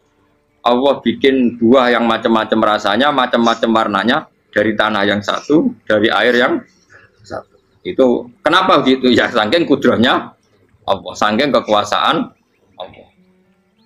Mukhtalifan khali warna-warna alwanu beberapa warnane samarot ka afdoro kaya dene ijo. Wa ahmarolan abang, wa asfarolan asfar. Asfar itu agak kekuningan, wa iriya lan yane kabeh. Wa minal jibali lan iku setengah saking beberapa gunung judadun uti beberapa dalan. Delala Allah masih ada gunung sing tak tahu diambah manusia lah ya. Delala ada desain alam yang paling layak ada ya selalu ada yang layak dilewati jam wujuda tori konteks dalan filjirihi landiane napa jabal bidon kang putih-putih jadi kados gunung-gunung teng Indonesia. Nah didelok wajo kemudian ada jalan mesti nyelirit ketok putih wa khumrun lan ana sing kemerah-merah ron ke kuning-kuningan ya mukhtalifun ingkang beda-beda alwanuha apa pola warnane judat fil jibal bisidati ana sing terjal wa filan ana sing kropos yes kaya gunung-gunung itu kan ana sing apa cengkramane ku enak berarti siddah ana sing napa dari tanah sing napa kropos wa qara bi busud lan pira-pira watu kemloso piye kuna manane kemloso watu besar sudun kang ireng-ireng atfun ala judat suhur untuk pira-pira watu syadidatu sawati kang banget ireng. Artinya gini loh. Intinya misalnya bumi itu dari apa? Kita tidak pernah tahu. Kalaupun tahu, kita tidak bisa mengendalikan. Nyatanya bumi warnanya macam-macam, buah-buahan ya macam-macam. Iku nunjukno kabeh iku kudrahe Allah Subhanahu wa taala. Yuqalu den ucapno kaciran kang aswadu tur banget ireng hirbibun wa qalilun hirbib aswad. Niku bahasa mawon guys, pokoke wong Arab niku biasa ireng banget, ireng jelinteng. Lah ngeten. Aswad itu maknane iku wong Jawa, nek muni ireng banget misal ireng jelinteng. Pokoknya wis ireng disifati sesuatu yang mempertegas apa? Kehitamannya. Wa minan nasilan setengah sing manusa wa dawabilan pira-pira napa kewan. Walanami lan pira-pira raja kaya. Jadi kalau dawab itu mulai melata ya dawab, mulai kodok ya dawab. Nanti mulai kewan apa saja itu dawab. Kalau an'am itu lebih yang agak terhormat kayak apa? Kambing, kayak unta, sapi itu masuknya apa? An'am mukhtalifun utai sing beda-beda apa alwan pira-pira warnane iki kabeh. Ya kadalik kaya warnane pira-pira kewan. Pira-pira tanduran. Jadi maksudnya ngeten nih. Kalau sama nangan-nangan, misalnya sapi putih, engkau tahu-tahu dia anak rodok kemerah-merahan, engkau dia anak ke hitam dari mani yang sama. Dulu-dulunya misalnya, enggak Gus, kalau hitam itu pasti babanya ada yang agak hitam. Senajan toh sekarang pas bapaknya, indukannya, ibunya sudah putih. Tapi tetap aja asal usulnya dari satu. Ya tetap asal usulnya dari satu. Sekarang jadi variasi banyak, tetap asal usulnya satu. Kok sampai beda-beda itu kabeh kekuasaane Allah. Kakhtilafi simari kaya dene bedane boro-boro buah wal jibali lan yang memahami itu semua tentu ulama. Innama yakhsyallaha min ibadihil ulama. Innama yakhsam sine wedi banget Allah min ibadi sing boro-boro kaulane Allah sapa ulama boro-boro ulama. Allah itu menilai itu tidak sama dengan pikiran kita. Makanya kubu sebelah ini terlalu ekstrem. Memaksa Allah berpikiran kayak dia. Satu karena kurang ngaji. Nomor dua ya tadi emosinya lebih tinggi ketimbang intelektualnya. Ini penting saya utarakan. Ternyata orang yang nyuap tadi apa nilainya plus, yaitu dia iman sama dawai Rasulullah Shallallahu Alaihi Wasallam. Kalau yang namanya saksi itu penting. Cuma dia mendapat cara itu lewat suap. Tapi kan iman. Iman kalau dawai Nabi itu benar. Kalau ada saksinya pasti min ahlil jannah. Terus dia nyari saksi harus dibayar ya dibayar. Sekarang sama iya 1 juta. Sekarang saya tanya di KPPS atau di mana-mana saksi pemilu itu dibayar enggak? Dibayar sah apa enggak? Sah. Jadi kadang kebenaran itu harus dibayar. Ini penting saya utarakan karena ada orang perempuan cantik dirayu, digaji supaya main di niklab dibayar jadi orang maksiat. Lalu mungkin ada ustadz gaji dia, bayar dia supaya mondok. Nggak tahu terusannya apa, terus dibayar apa enggak tahu saya. Pertanyaannya ketika kamu bayar kemudian jadi santri, itu kamu dosa nyuap apa dosa sodako membiayai proses kebenaran? Sodako. Tapi kalau yang bayar untuk jadi pegawai niklab maka membiayai kemaksiatan. Maka pembiayaan ini penting secara fikih. Arahnya kemana? Ke hak apa ke batil? Jika di Fathul Mu'in diterangkan misalnya ada orang layak jadi pemimpin dan kemudian rivalnya itu orang yang menyesatkan atau calon perusak bangsa, ya maka calon pemimpin yang soleh itu wajib berkompetisi meskipun bibadlil mal. Karena kalau yang memimpin orang fasik, kampung ini rusak. Kalau yang memimpin orang soleh, kalau nggak bayar juga nggak jadi, maka wajib bayar. Lah yang soleh bayar ini berstatus sedekah, tapi yang batil ini berstatus suap. Kenapa demikian? Karena yang namanya riswah atau ada yang baca ruswah adalah pembayaran untuk mengehakkan barang batil dan membatilkan barang hak. Sementara pembiayaan orang soleh adalah untuk memperkuat hak. Nah orang tuh nggak tahu, yang ngajinya tidak hatam-hatam tuh taunya pokoknya ar-rosi wal murtasi benar. Tapi nggak pernah mikir lalu definisi riswah atau ruswah itu apa? Ini bukan provokasi supaya semua calon bupati, gubernur nyuap enggak. Hanya nyuruh mereka sodako saja. Jadi kalau nggak jadi, tapi sodako betul ya. Kalau nggak jadi ya tetap ikhlas. Mau dari awal memang sodako. Lah soal gremeng ya bawaan manusia gitu ya. Ya nggak apa-apa, kami tetap gremeng. Ini penting saya utarakan. Makanya menurut saya itu bangga dengan Pak Hamid karena sepupu mbah saya itu karena alimnya. Meskipun banyak orang mensifati beliau wali dan memang wali betul, tapi saya tetap menstatuskan beliau orang alim yang dari kelaziman alim itu beliau wali. Jangan dibalik, wali dulu baru alim.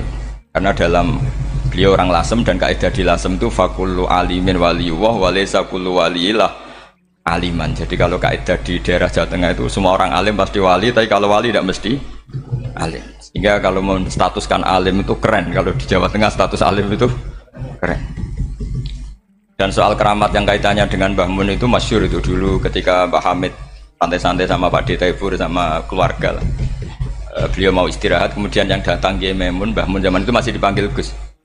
Topo pur, ada Pak Taifur di situ. Kata Pak D. Taifur, kalau manggil Pak D itu Gus Mun. Dan itu Mbah Hamid ngendikan rojulun alimun, ada Pak Taifur orang lelaki yang alim yang wali.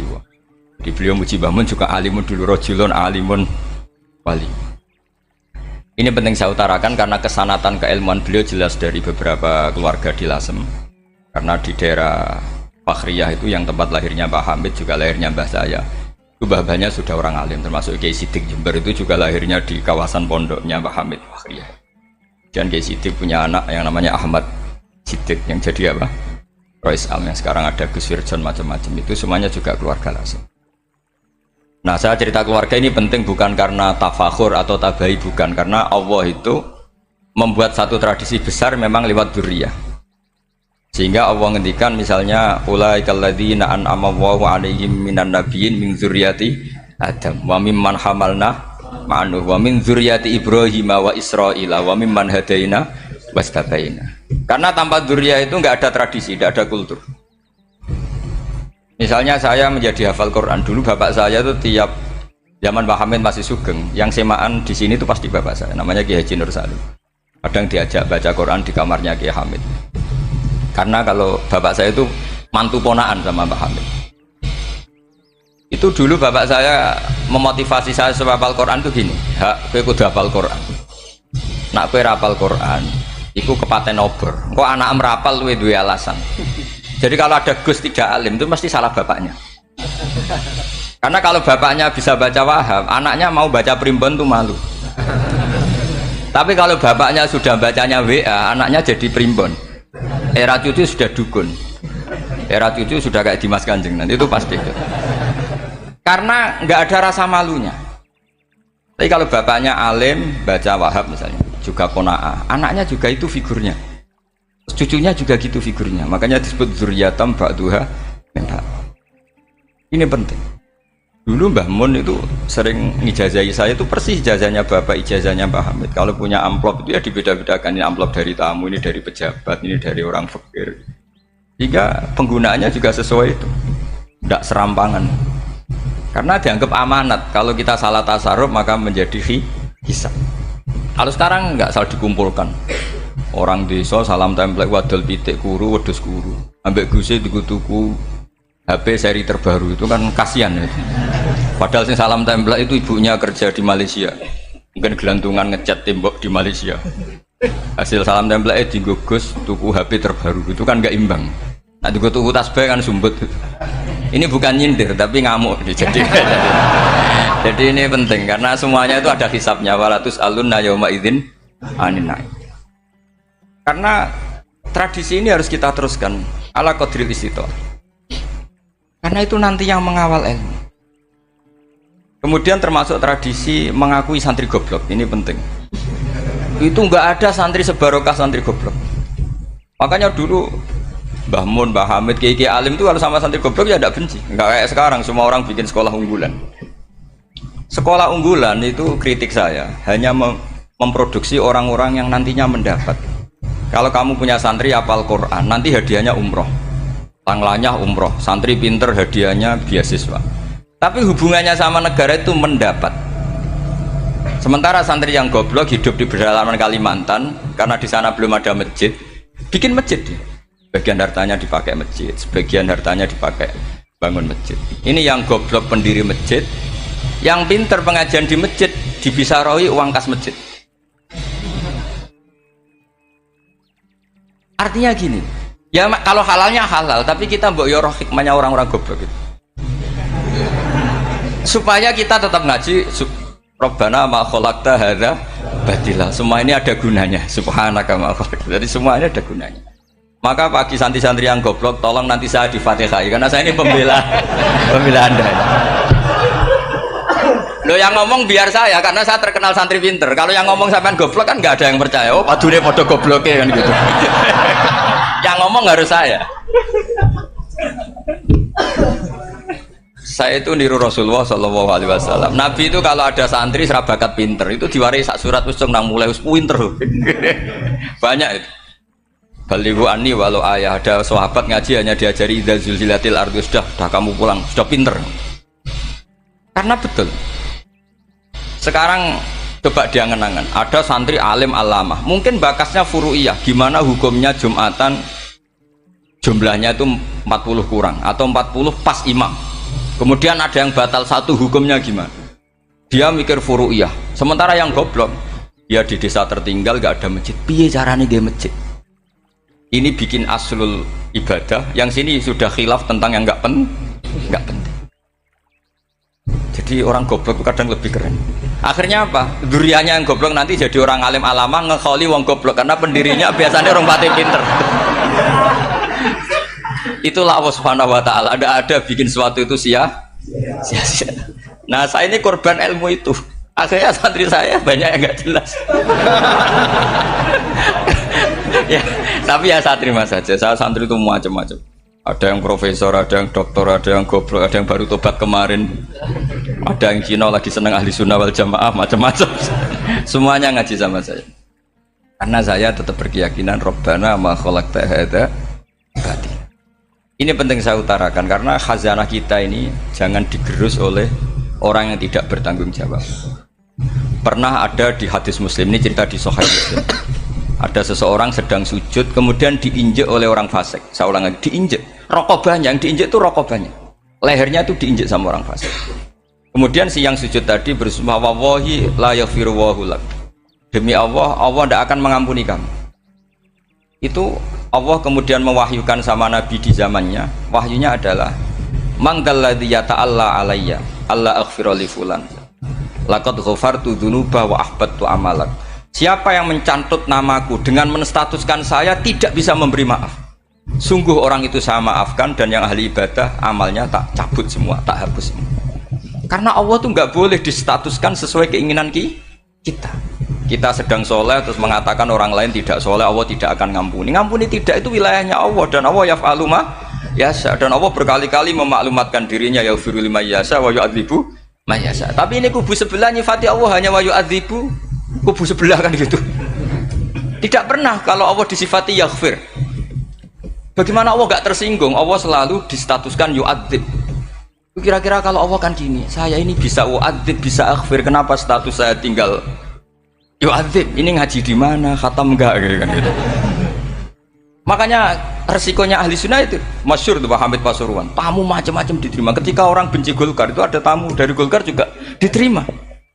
Ketika orang nggak mau diberi hadiah oleh orang Golkar, Pak Hamid ya diterima. Bilang ke bapak, mengaku lomo wae nur, duit enggak ana gunane dhewe. Sing marai rawan hisab itu kan kamu dapat uang nggak jelas kemudian kamu pakai pribadi. Kalau orang-orang soleh kan nggak pernah dipakai, kan aman saja. Loh, dihisab apanya? Wong hanya pralon. Kalau istilahnya Mbah Hamid itu pralon. Datang diberikan orang lagi, datang diberikan. Kalau kena kamu kan hisab. Terus kamu nyate makan wareg glegeken. Nah, itu uangnya nggak jelas dipakai nyate glegeken, ya mesti hisab. Kalau nggak jelas ya disedekahkan. Kalau ingin bebas apa? Hisab. Tapi kalau sering sedekah biasanya nggak bebas dari miskin. Tapi kalau kamu wali kan tetap kayak Pak Hamid itu masyhur bisa kok. Tapi kan nggak jadi miskin. Kamu nggak terkenal sakok tapi miskin. Ini nggak wali. Ini penting. Jadi kebanyakan orang ekstrim karena mensifati Allah Ta'ala itu hanya dengan status yu'adzib, tidak dengan status yaghfir. Dan itu mereka harus ngaji lagi. Kurang apanya Rasulullah SAW? Nabi sebagai manusia benci sekali sama pembunuh Hamzah karena qatilu ahabbin nasi ila Rasulillah. Itu sama Wahsy. Siapa yang nggak tahu Wahsy? Qatala ahabban nasi ila Rasulillah, itu qatala Hamzah. Dan ketika Nabi nyuwun sewu maksud no Wahsy, Allah malah nurkan ayat laisa laka minal amri syai'un aw yatuba alaihim. Ada pilihannya aw yatuba alaihim. Apa yang terjadi? Justru Allah mentobati Wahsy. Memaafkan Wahsy, mentobati Wahsy. Ada sahabat yang dipuji Nabi Hamamatul Masjid, akhirnya su'ul khotimah. Kita tahu ceritanya siapa? Sa'labah. Makanya kata Mbah Mun sering cerita ke saya. Banyak orang darani saya itu tidak jelas, kata Mbah Mun, karena saya sama siapa saja baik, sehingga banyak yang nuduh saya itu tidak jelas.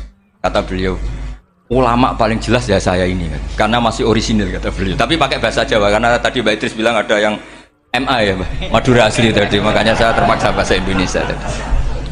Kata Mbah Mun, ulama paling jelas ya saya, karena saya menyikapi siapa saja baik, karena di hati saya hanya membaca laisa laka minal amri syai'un aw yatuba alaihim aw yu'adziba.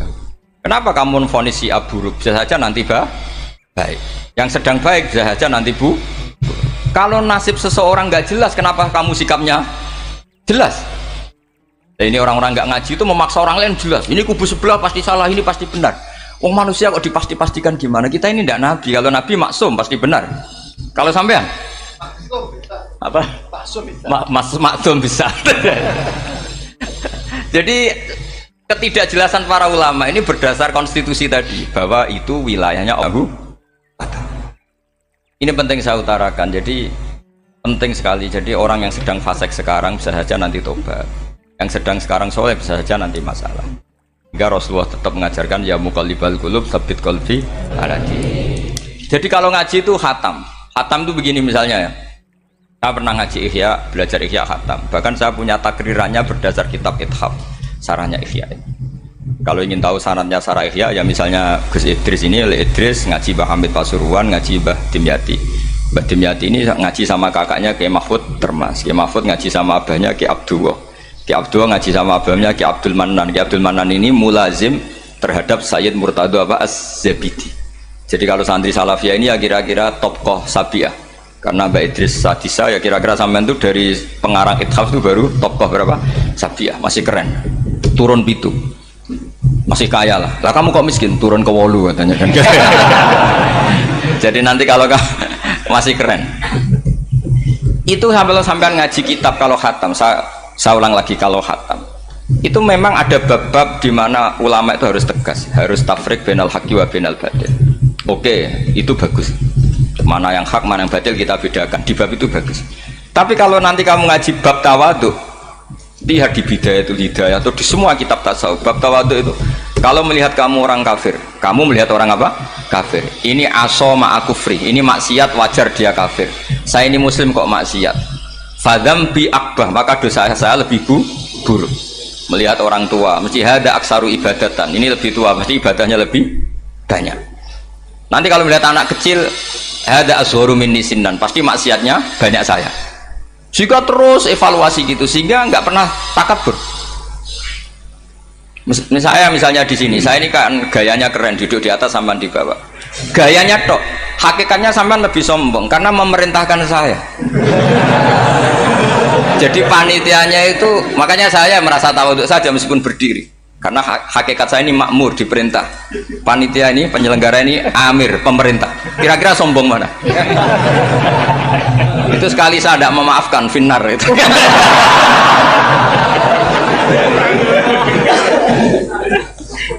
Tapi insya Allah tak maafkan. Iya masih insya Allah.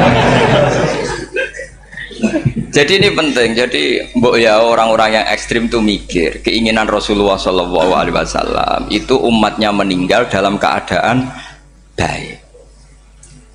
Makanya benar tadi, notulen tadi, kalau doa, kalau ingin mandi itu memang harus ada jadabnya. Tapi yang asli loh ya, jangan gaya-gayanan. Ya asli betul, yang nggak khilaf memang asli. Itu ada seorang wali doa di depan Nabi itu begini, ya Allah saya harus jadi orang soleh. Allah diharuskan itu kan nggak sopan ya. Ya Allah saya ini harus jadi orang soleh. Kenapa? Sekali saya soleh maka surroh habibu, yang senang kekasihmu. Sekali saya fasik maka yang senang musuhmu, yaitu iblis. Tinggal jenengan milih mana, nyenangkan kekasihmu apa nyenangkan musuhmu. Akhirnya dapat aku ya sudah soleh aja, soleh ini kok doa kok neror orang ini. Kira-kira gitu. Jadi ya Allah saya harus jadi orang soleh. Kalau saya jadi orang soleh surroh habibuk, yang seneng kekasihmu. Kalau saya jadi orang fasik yang seneng musuhmu. Sedangkan tinggal milih saja, menyenangkan kekasihmu apa menyenangkan musuhmu. Kira-kira Allah seneng mana? Seneng menyenangkan. Wah itu doa paling mustajab. Tapi syaratnya harus anti bikolbin dan dari ijazah nggak mandi, itu ijazah nggak mandi. Maka ini tidak saya ijazahkan. Nanti kalau kamu ngalami isak sendiri, ngalami wujdi sendiri, terus ngalami itu, insya Allah makbul. Ini mau gaya-gayanan copy paste nggak diterima itu. Jadi wali-wali dulu itu kalau berdoa itu sederhana, tapi dari hati yang paling dalam. Makanya Nabi Musa itu terkenal, orang paling seenaknya sendiri dan Nabi Musa hubungannya dengan Allah. Tapi sama Allah dimaafkan karena orisinil, tidak bikin-bikin. Rasulullah juga itu, kalau sudah marah itu doanya gitu. Cuma celakanya ditiru Nirawarisman dulu itu. Nabi itu ketika perang Badar itu jelas kalah, nggak mungkin menang, sudah jelas kalah. Nabi hanya 313 orang kafir, 1000 dengan perlengkapan apa? Sudah lengkap semua. Setelah perang dilihat itu jelas kalah. Seri awal yang memang kalah betul. Doanya Nabi apa? Allahumma intuhlik hadil isobah lam tu'bad badal ya. Ampun Gusti, silahkan bikin kalah, tapi ra ono sing roh najenan pangeran. Mohon lahiran jenengan dadi pangeran, serana sing roh. Enggak ada ibadah. Intuhlik hadil isobah lam tu'bad ba'dal yaum. Kalau engkau menghancurkan kelompok saya ini, jenengan sebagai Tuhan tidak ada yang nyembah lagi. Karena yang nyembah tinggal kelompok kita. Tapi yang ngendikan Nabi, kalau kamu niru tidak bisa. Gak bisa kamu doa, ya Allah saya ini santri salafiyah, kalau saya bodoh menjadi presiden buruk terhadap alumni salafiyah. Gak apa-apa sekali-kali doa gitu. Tapi kata Allah lainnya masih banyak.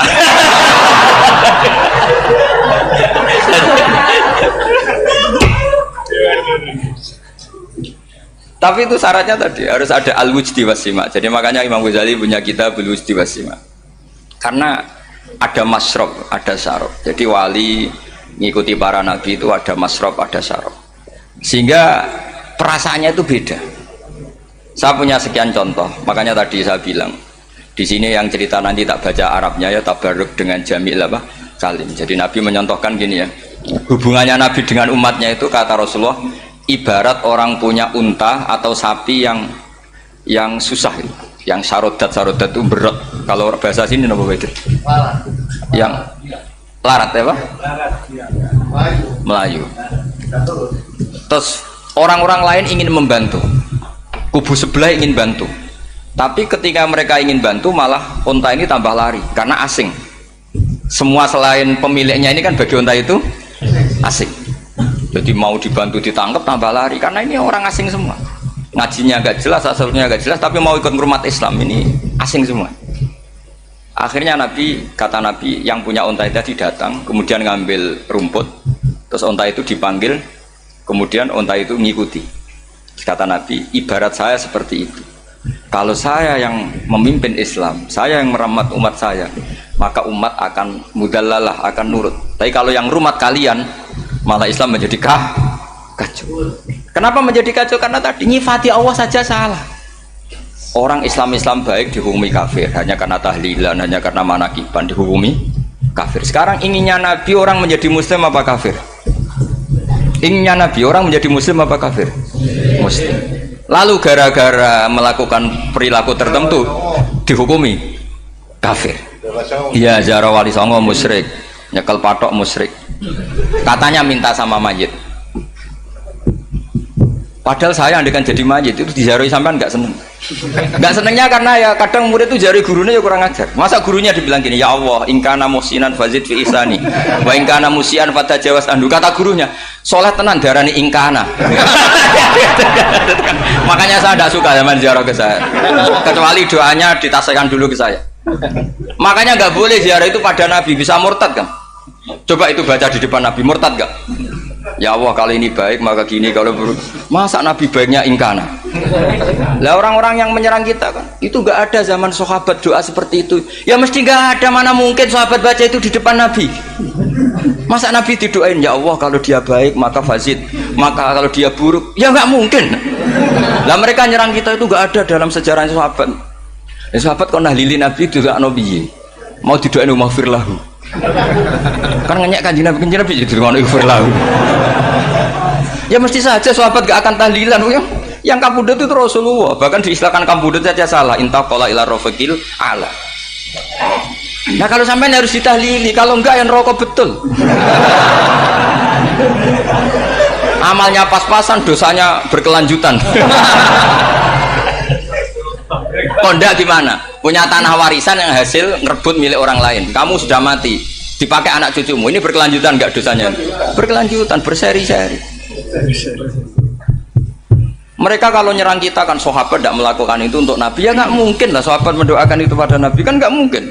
Coba kalau kamu jadi mayit, terus kamu gurunya, terus ada murid kamu bilang Allahumma ingkana musinat fazid fi ihsani wa ingkana musian fatajawaz anhu. Mesti kalau kamu bisa bangun. Ya Allah cong meyakini saya soleh itu masih ingkana. Kalau guru saya soleh maka, kalau guru saya buruk maka, itu kan taklek namanya Pak. Itu kan kurang ajar. Loh, saya tidak pernah doa gitu di depan Muhammad Pasuruan, tidak pernah. Saya kalau doakan bangun ya tidak pernah gitu. Allahumma ali darajati fil jannah gitu. Saya nggak pernah ingkana nggak pernah. Karena andekan itu saya juga sama kok. Cuma kalau ada orang doa di Mbah Mun gitu ya karena orang lain ya tak biarin. Tapi saya tidak bilang amin, ya biarin aja sudah. Tapi kalau santri sarang nggak usah lah doa ya apa? Ingkana kok. Masa meyakini solehnya gurunya kok nunggu apa? Enggak. Ini bukan ijazah, ini marah ini jadi pelurusan ini. Saya ulang lagi, ngaji itu harus khatam. Pentingnya khatam tadi, kalau di bab tafriq bainal haqqi wa bainal batin, seakan-akan kubu sebelah ini benar karena tegas. Tapi kitab itu tidak hanya bab itu, juga ada bab tawadhu. Di bab tawadhu itu, misalnya kita melihat orang kafir, ini wajar maksiat kan dia kafir. Masa saya mukmin maksiat? Dan ini kafir bisa saja nanti husnul khotimah. Saya muslim bisa saja su'ul khotimah. Jika tetap tawadhu. Melihat yang lebih sepuh ini aksaru ibadatan minni. Melihat yang kecil asghar berarti aqallu maksiatan minni. Sehingga melihatnya itu tawadhu. Jadi kalau di bab tawadhu semuanya orang itu mungkin. Nah di sini Rasulullah SAW mengajarkan ketika malaikat Jabal bilang Muhammad orang yang mendustakan kamu saya tungkepi gunung biar mati semua. Kata Rasulullah saya berharap keluar dari tubuh mereka min aslabihim dari keturunan mereka orang-orang sing mukmin. Sudah karuan kafir saja Nabi tidak berhenti berharap. Jangan-jangan nanti keturunannya mukmin dan itu betul. Kita tahu Abu Lahab punya anak Darroh itu mukminah. Abu Jahal punya anak Ikrimah juga mukmin. Dulu Walid bin Mughirah musuh besarnya Rasulullah punya anak Khalid bin Walid. Sekarang orang-orang yang abangan gak hafal Quran, kadang anaknya hafal Quran. Lewat program PTPG, kadang yang hafal Quran malah anaknya ndak hafal. Makanya kalau pas wisuda sampai bingung. Gurunya itu sampai nangis. Kenapa nangis? Ini anaknya orang nggak hafal Quran tak wisuda hafal. Saya gurunya ndak hafal kata. Lah kenapa bisa jadi hafid? Karena guru sewaan kata. Itu banyak sekali. Ini penting saya utarakan supaya ekstremitas itu berkurang. Logika-logika yang dibangun ulama itu ngikuti riwayat. Agama itu ngikuti riwayat, bukan sekedar akal. Saya punya contoh ketika kitab Ihya menutup kitabnya, yaitu Imam Ghazali. Itu ada dua orang. Ini di akhir kitab Rojak dan dipakai nutup kitab Ihya sebagai rojaknya Imam Ghazali. Ada dua orang min ahli nar dipanggil sama Allah. Ini sekaligus ijazah. Kali ini ijazah betul. Yang dipanggil ke surga itu masih muqayyad dan biangkalil jahim, masih muqayyad, masih dibelenggu sama atribut neraka. Terus sama Allah ditanya, piye jong kabarin rokok? Wah syarra maka dan Gusti rokok jenengan takokno sekarang ra enak. Terus kata Allah, ya sudah kamu kembali ke sana karena kamu memang orang fasik. Itu lari, semangat mau ke neraka. Ini ijazah. Semangat disuruh kembali ke neraka itu semangat lari. Allah tanya, loh Cung, kenapa kamu semangat? Ya Allah, saya ini sudah kapok. Dulu ketika di dunia kamu perintah, engkau perintah, saya tidak semangat. Maka kali ini jenengan perintah saya semangat. Karena saya sudah kapok. Setiap engkau perintah saya ada lari semangat ke neraka. Nah barokahnya semangat masuk neraka ini, kata Allah ya sudah kamu di surga saja. Maka ijazah nanti kalau ada pengumuman silahkan masuk neraka, kamu harus lari sekencang-kencang. Karena itu perintah Allah apa? Yang ketika kita di dunia kalau diperintah males-malesan. Kalau kamu diperintah sholat subuh jamaah kan males-malesan. Dan itu menjadi kita masuk neraka. Sebagai kafarah itu ya Allah, karena ini perintah engkau, saya tidak males-malesan lagi. Wis ngebalikin rokok, lari semangat. Allah akhirnya haru, dimaafkan. Panggil lagi, sudah di surga saja. Barokahnya semangat masuk neraka. Nah, ini ijazah ini. Ya diterima ya. Kok enggak semangat terima ya. Yang kedua enggak. Sudah kamu kembali ke neraka, pelengahan gitu. Enggak semangat. Allah dilihat terus enggak semangat. Kenapa kamu toleh? Ya Allah, saya tidak pernah ngira ketika engkau manggil saya ke surga, kemudian engkau kembalikan lagi ke neraka. Ya sudah di surga saja, barokahnya husnudzon. Jadi ini ijazah, kamu milih dua itu, milih yang mana terserah. Artinya apa? Logika kamu itu tidak mesti masuk apa yang dilakukan oleh Allah Subhanahu wa Ta'ala. Itu logika kamu kan tidak masuk, tapi Allah yaf'alu ma yasha. Ini penting saya utarakan. Nah tapi orang-orang ekstrim itu maunya nyifati Allah dengan status yu'adzib, yantakim, Jabbar, Qahar. Sifatnya Allah Ta'ala itu 99. Kenapa apa kamu hanya satu? Jadi tetap saja menghadapi fenomena seperti ini tetap laisa laka minal amri syai'un aw yatuba alaihim aw yu'adzib. Sehingga setahu saya Mbah Mun, Mbah Hamid Pasuruan, guru-guru kita, habaib yang alim-alim itu melihat tamu macam-macam ya dilayani semua. Karena ini ngadepi fenomena sosial yang semuanya tidak jelas. Kalau nggak jelas apa? Ya kita bisanya berharap karena afdolul ibadah itu intidharul farad. Kalau belum Islam sekarang kita harapkan nanti. Kalau bapaknya enggak kita harapkan anaknya. Kalau anaknya belum kita harapkan cucunya. Karena agama ini limangka nayarjuwo hawal yaumal akhir. Agama ini bagi yang terus berpengharapan, bukan bagi yang putus asa. Ini yang penting saya utarakan. Jadi apalagi Allah sudah punya rencana tadi, yang goblok-goblok di pedalaman Dayak bikin masjid, yang pinter-pinter ramen lomba untuk sangu, untuk umroh. Kira-kira memberi sama mendapat pahalanya keren mana? Memberi. Tapi tidak usah jadi goblok. Goblok tidak usah direncanakan, sudah terjadi. Jadi makanya saya bela karena sudah terjadi gitu. Tapi tidak usah direncanakan. Nanti terus wah goblok aja cara Gus Bak gak apa-apa ndak. Sudah kadung ini cuma kita itu iman ya. Jadi karena yang pinter itu yang jumlahnya tidak banyak. Ini kita bully saja. Karena kamu bully pun tetap mulia kan orang pinter ini. Tapi kalau orang goblok gak dibela habis dia. Yang pinter buat dikritik kayak apa kan tetap mulia kan? Lah yang muji sudah banyak saya ngeritik saja lah. Ini tidak akan jatuh. Tapi yang goblok ini kan nggak ada yang bela. Saya sebagai umatnya Rasulullah, pecinta umat Rasulullah tak bela, tenang saja. Ada hikmahnya apa? Hikmahnya orang goblok. Betul loh, saya itu sering ketemu dokter, ketemu profesor tuh nangis. Tak tanya kenapa nangis. Bapak saya itu petani, saya di Jogja sampai jadi dekan, jadi rektor. Tapi saya sekarang rektor, anak saya sekedar SMP naik itu sudah senang. Nggak dengar kabar ketangkep BNN sudah senang. Padahal saya ini ahli metodologi. Ternyata pinter bapak saya. Karena bapaknya tadi hanya petani bisa menjadikan anaknya profesor. Tapi profesor tidak mesti bisa jadi. Anak saya anak SMP aja sudah senang. Karena Allah ingin membuktikan pinter kamu itu tidak ada artinya di depan iradatullah. Di depan apa? Iradatullah. Supaya orang tunduk. Lu coba yang jadi ulama tabi'in itu rata-rata abnaul mawali. Anaknya budak yang dimerdekakan. Karena Allah seperti itu. Ada yang tokoh yang tadi zuriyatam ba'duham empat itu harus kita jaga. Saya termasuk orang yang ditakdir punya mbah-mbah alim itu juga harus dijaga. Yang enggak alim peluangnya masih banyak. Banyak sebanyak-banyaknya. Asal tadi lewat jalur sregep dan kalau bodoh ngaji saya nanti. Tak ajari robbana ma khalaqta hadza napa? Karena ayatnya gitu, min dzurriyyati Adam wa mimman hamalna ma'anu wa min dzurriyyati Ibrahim wa Israil. Terus terakhir ditutup wa mimman hadaina wajtabaina. Itu umum. Tidak jalur nasab. Siapa saja yang hadaina wajtabaina. Ini penting saya utarakan. Jadi ini sebagai penutup tak baca teks Arabnya supaya kita dapat barokah jami'ul kalim. Karena sebarokah-barokahnya bahasa Jawa atau bahasa Indonesia masih barokah bahasa Arab. Cuma kalau tidak saya terjemah dulu, nanti saya baca ini kamu amin, amin dikira doa aja sih. Makanya ini diterangkan dulu, biar gak korban apa? Diamini. Karena saya ini pernah Jumatan di satu kampung, imamnya itu sepuh. Imamnya sepuh, khutbah itu gak selesai-selesai karena dia gak bisa menyelesaikan sesuai teks di bukunya itu. Yang belakang mangkel terus amin, amin. Akhirnya Pak Khotib ngadeg lagi, cungkur doa, cungkur.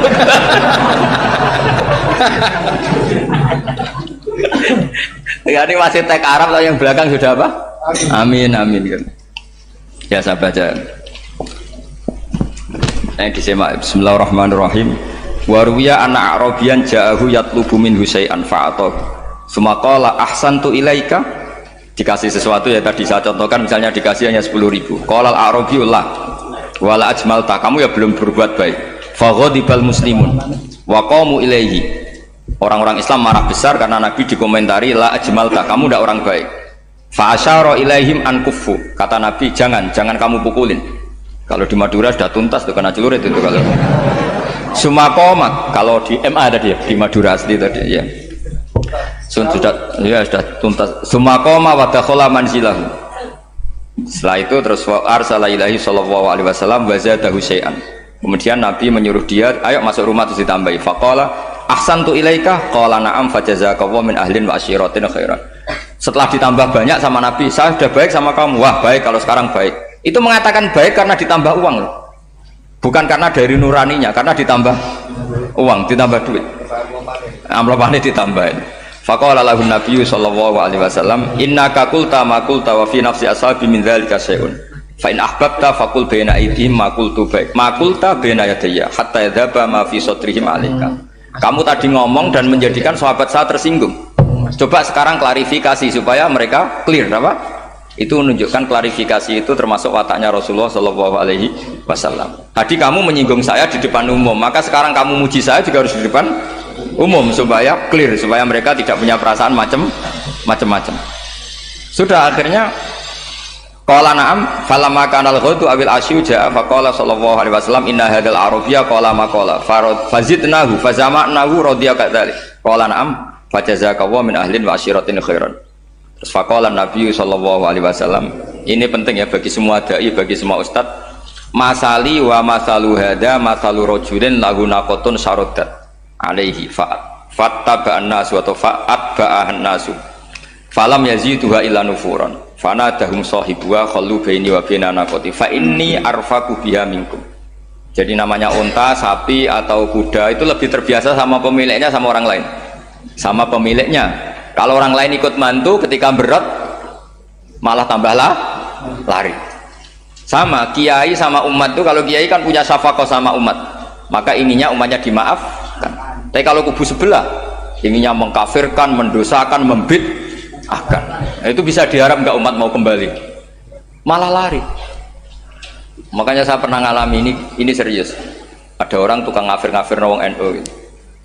Di majelis, satu majelis dengan saya. Singkat cerita, semua NU pinter. Waya jamaah duhur itu waya sholat. Ayo jamaah, aku gak sholat. Kenapa? Kafir sholat bareng. Gak wajib kafir sholat. Tidak usah kafir, sholat saja. Mereka itu kan omongannya ta'arud, mengkafirkan kita tapi mewajibkan kita sholat. Sholat wajib gak bagi orang kafir? Gak wajib. Berani gak mereka mengatakan yang dikafirkan tidak perlu sholat karena sudah kafir? Berani gak kira-kira? Gak berani. Jadi omongan mereka itu paradoks semua. Karena memang gak pernah ngaji. Gak pernah apa? Gak pernah ngaji. Ngajinya betul-betul. Gak pernah khatam tadi. Ya, jadi kata Rasulullah, fa inni arfaqu biha minkum wa a'lamu fatawajjalaha baina yadayya fa akhudalaha minkum mil ardi faradda hatta ja'at wastana wa shadda 'alaiha rahlaha wastawa 'alaiha wa inni law taraktukum kaqaulihi. Terus ya sudah seperti itu.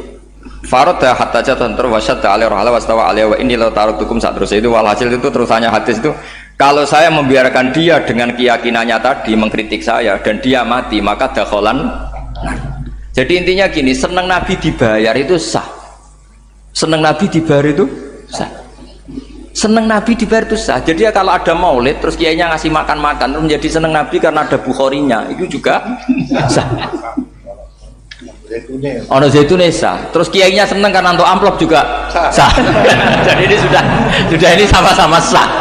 Karena untuk kebaikan selalu sah. Makanya mungkin di sini ya habis doang kajian di sini mesti ada sarapannya pertama. Iya. Kopi dan sarapan ngaji pagi. Yeah. Jadi orang datang ingin sarapan tidak apa-apa. Tidak apa-apa, sah itu. Sah. Sayyid Muhammad juga gitu, kalau ada orang ngaji dikasih uang juga sah.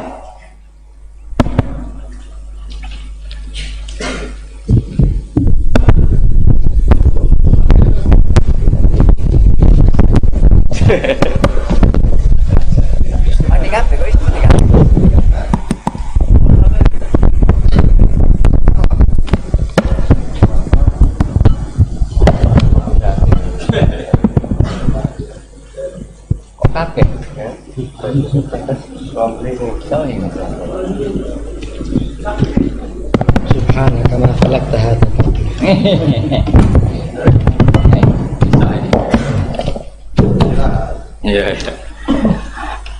Ya, jadi ini jelas ya, jadi riwayat ini jelas. Kemudian riwayat yang ada di kitab Bukhari ketika Rasulullah didustakan, dibuli. Ini wa ana mahmum ala wajhi falam astafiq illa wa ana biqarni sa'alib, yang di bawah garis itu ada yang di Bukhari. Farafatu rasi fa idzan ana bi sahabatin qad adallatni fa nadartu fa idzan fiha jibril fa nadani faqal inna wa qad sami'a qala qaumika laka wa maraddu 'alaika wa qad basa ilaika malakal jibal litamurahu bima syi'ta fihim fa nadani malakul jibal fa sallama alayhi thumma qala ya Muhammad Faqala dzalik bima syi'ta in syi'ta an utbiqa alim al-akhsaban.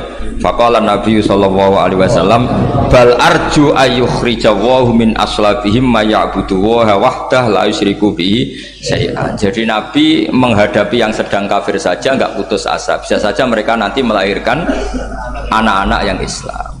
Jadi kalau ada kiai menghina orang kafir itu jangan melihat kiai kok kancanan wong kafir. Yang benar itu kiai yang penuh harapan. Sehingga sama orang kafir saja berharap. Tapi sekarang enggak. Kiai kancanan wong kafir, kiai kok kancanan wong fasik. Logikanya dibalik. Kiai nelateni wong kafir nak menawa anak turune masuk Islam. Kiai nelateni wong fasik anak menawa dadi soleh. Logikanya harus seperti itu. Nah soal perang itu beda. Perang kan mereka sudah menstatuskan diri ingin bunuh kita. Tentu kita harus berani untuk mempertahankan diri. Tapi kalau kondisi normal tidak bisa seperti itu. Ini kan kondisi normal. Itu Rasulullah. Ya nggak boleh. Karena tadi. Bahkan kalau saya pernah ngaji ini di Sidogiri pernah cerita Rasulullah jejer Nabi Nuh. Ada seorang wali, pasnya Abu Hasan Asyadili. Siapa Abu Hasan apa? Asyadili. Mimpi ketemu Rasulullah jejer Nabi Nuh. Kemudian Nabi Nuh itu digojlok sama Rasulullah. Kamu pernah maksudkan kaum kamu, bisa saja fi aslabihim atau fi zuhurihim ada nasamatan sing tu'minu billah. Sekarang misalnya begini ya, ini orang kafir. Di sini itu ada gen yang ribuan ila yaumil qiyamah. Bisa saja gen-gen yang sekarang masih di zuhurihim, karena kalau apa gen di lelaki diistilahkan fi zuhurihim, ini saja nasamatan tu'min. Nasama yang nanti mukmin. Kalau dia mati kan berarti kamu membunuh calon orang mukmin berikut. Jadi, tapi ya sama. Tapi kalau kamu bilang dibiarkan, bisa saja ini ada nasamah sing calon kafir. Berarti kamu membiarkan kekafiran. Nah di sini hebatnya Allah. Allah bikin Nabi Nuh mewakili istihad potensi kekafiran berlanjut, sehingga beliau bilang wala yalidu illa fajiran kafaro. Paham ya kan? Rabbila tadzar alal ardi minal kafirina dayara innaka intadzarhum yudillu ibadaka wala yalidu illa fajiran kafaro. Logika itu terwakili oleh Nabi Nuh. Logika bisa saja ini ada nasamatan untuk minubillah, itu terwakili oleh Rasulullah bal arju ayyukhrijawahu min aslabihim may ya'budu wa la yusyriku bihi syai'an. Kayak apa untungnya kita jadi umat Rasulullah sallallahu alaihi wasallam? Masalahnya nabimu gak Nabi Nuh, Nabi Muhammad. Jadi kira-kira istihad kamu ikut Nabi siapa? Kalau main hantam ya ikut Nabi Nuh. Kalau main rojak berharap Nabi Muhammad. Ya sudah, sampean ikut mana coba? Nabi Muhammad. Ini penting saya utarakan supaya apa-apa itu terukur lewat ilmu. Ya pokoknya istilah kayak Wali Songo yang tercerminkan sampai ke kita kayak Mbah Hamid, karena Mbah Hamid ini sanadnya secara gen itu sampai Sunan Bonang, di silsilah itu sampai Sunan Bonang. Saya punya catatan nasabnya Mbah Hamid Pasuruan sampai Sunan Bonang, ditulis Mbah Him itu. Ya, pas 40 harinya Mbah Hamid itu silsilah itu. Saya kira demikian, saya mohon maaf atas semua kesalahan. Wah, baru mulai. Ya Santi Putri itu gak usah mikir besar berat-berat, yang penting nurut suami, itu kata para suami. Tapi kalau suaminya gak layak diikuti ya diberontak saja gitu. Karena gak ada sesuatu yang luar biasa kayak perempuan. Itu kata Sayyidina Umar, pernah dia mau jalan ya, dicegat sama Khawlah itu bintu Salabah. Itu sampai 3 jam, padahal Umar sudah Amiril Mukminin. Sudah siapa? Amiril Mukminin. Tapi ketika ditanya, kenapa engkau berhenti karena orang tua ini? Kamu tahu orang tua ini siapa? Ini ketika protes itu didengar langit sabtuju, yaitu yang di ayat qad sami Allahu qaulal lati tujadiluka fi zawjiha wa tastaqi ila Allah. Jadi sing protes wong wedok ora trimo bojone, Kanjeng Nabi diprotes. Ya singkat cerita, Khawlah itu cantik. Memang contohnya harus cantik. Kalau jelek nggak bisa. Khawlah itu cantik sekali. Walhasil dia mungkin khed atau apa, lama mungkin khed. Terus suaminya datang. Aus ini datang, Aus bin Somit ini datang. Melihat istrinya pas sujud. Di semua teks riwayat fa'ajabatu ajizatuha. Makanya gambarannya harus cantik. Enggak usah diterjemah ya, fa'ajabatu ajizatuha. Singkat cerita, Aus itu minta dilayani saat itu juga. Si Khawlah nggak mau karena sedang ibadah. Bongkok sih mas kok dalu. Enggak, gue sekarang. Saking mangkelnya karena agak kesampaian. Ya orang lanang kan gitu, mesti kotor kalau nggak kesampaian. Terus Zohara minha, dia melakukan dihar. Anti aliyah ka dhuhri ummi. Dulu dihar dalam hukum jahiliyah adalah tolak. Setelah didihar, aus getulnya bukan main karena kholah ini cantik. Makanya contohnya cantik karena kalau gak cantik gak getun itu. Terus kalau gak cantik juga suaminya tidak kesusu gitu. Sudah tahu semua pokoknya gitu. Singkat cerita akhirnya suaminya datang ke Rasulullah. Ya Rasulullah, saya ini sangat mencintai istri saya, tapi tadi saya keterucut dihar dia. Lalu solusinya gimana? Ini karena tambahnya khas perempuan, kata Mbak Idris, ya sudah tak turut, ini khas perempuan. Kemenangan partai apa? Perempuan. Tapi tidak PSI, ini kemenangan partai perempuan. Kata Rasulullah, sementara hukumnya begitu. Kalau dihar itu biman zilatit tolak. Ya sudah, kamu nggak bisa kumpul lagi sama dia. Istrinya dikasih tahu, protes. Apa? Hukum apa-apaan itu? Diparani Rasulullah. Ini hukum tidak benar ya Rasulullah. Ya tapi setahu saya hingga detik ini saya sebagai Nabi hukumnya baru begitu. Nggak benar. Dibantah terus sama Nabi diancam gini. Kalau engkau tidak bisa memutuskan, tak laporkan Allah.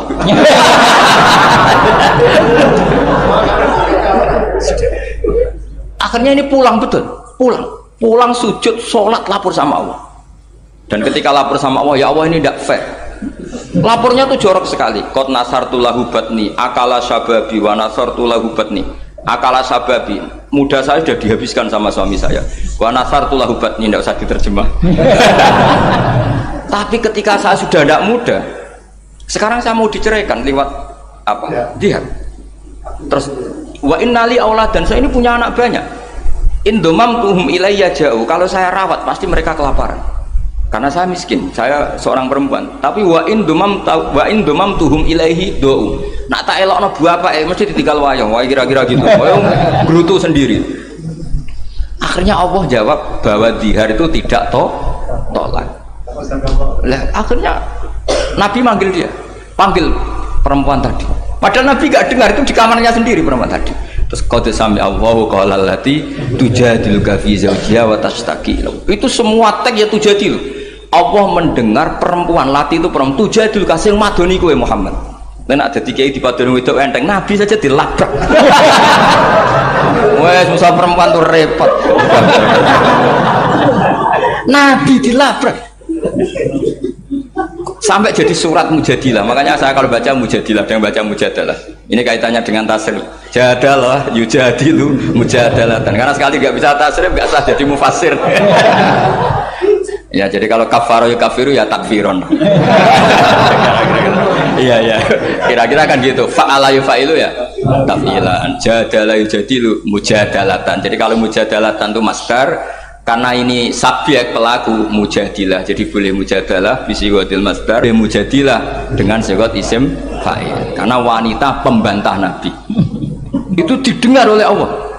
Makanya ayasma'uha rabbul izzah min fawqi sab'i samawat walam yasma'aha Umar. Allah saja mendengar dari langit 7, masa Umar gak mau mendengar?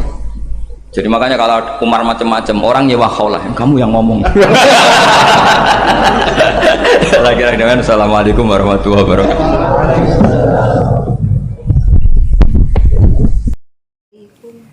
Alhamdulillah telah kita simak bersama kajian beliau. Semoga bermanfaat dan berkah.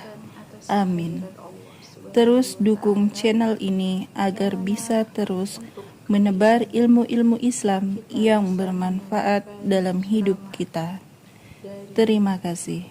Assalamualaikum warahmatullahi wabarakatuh.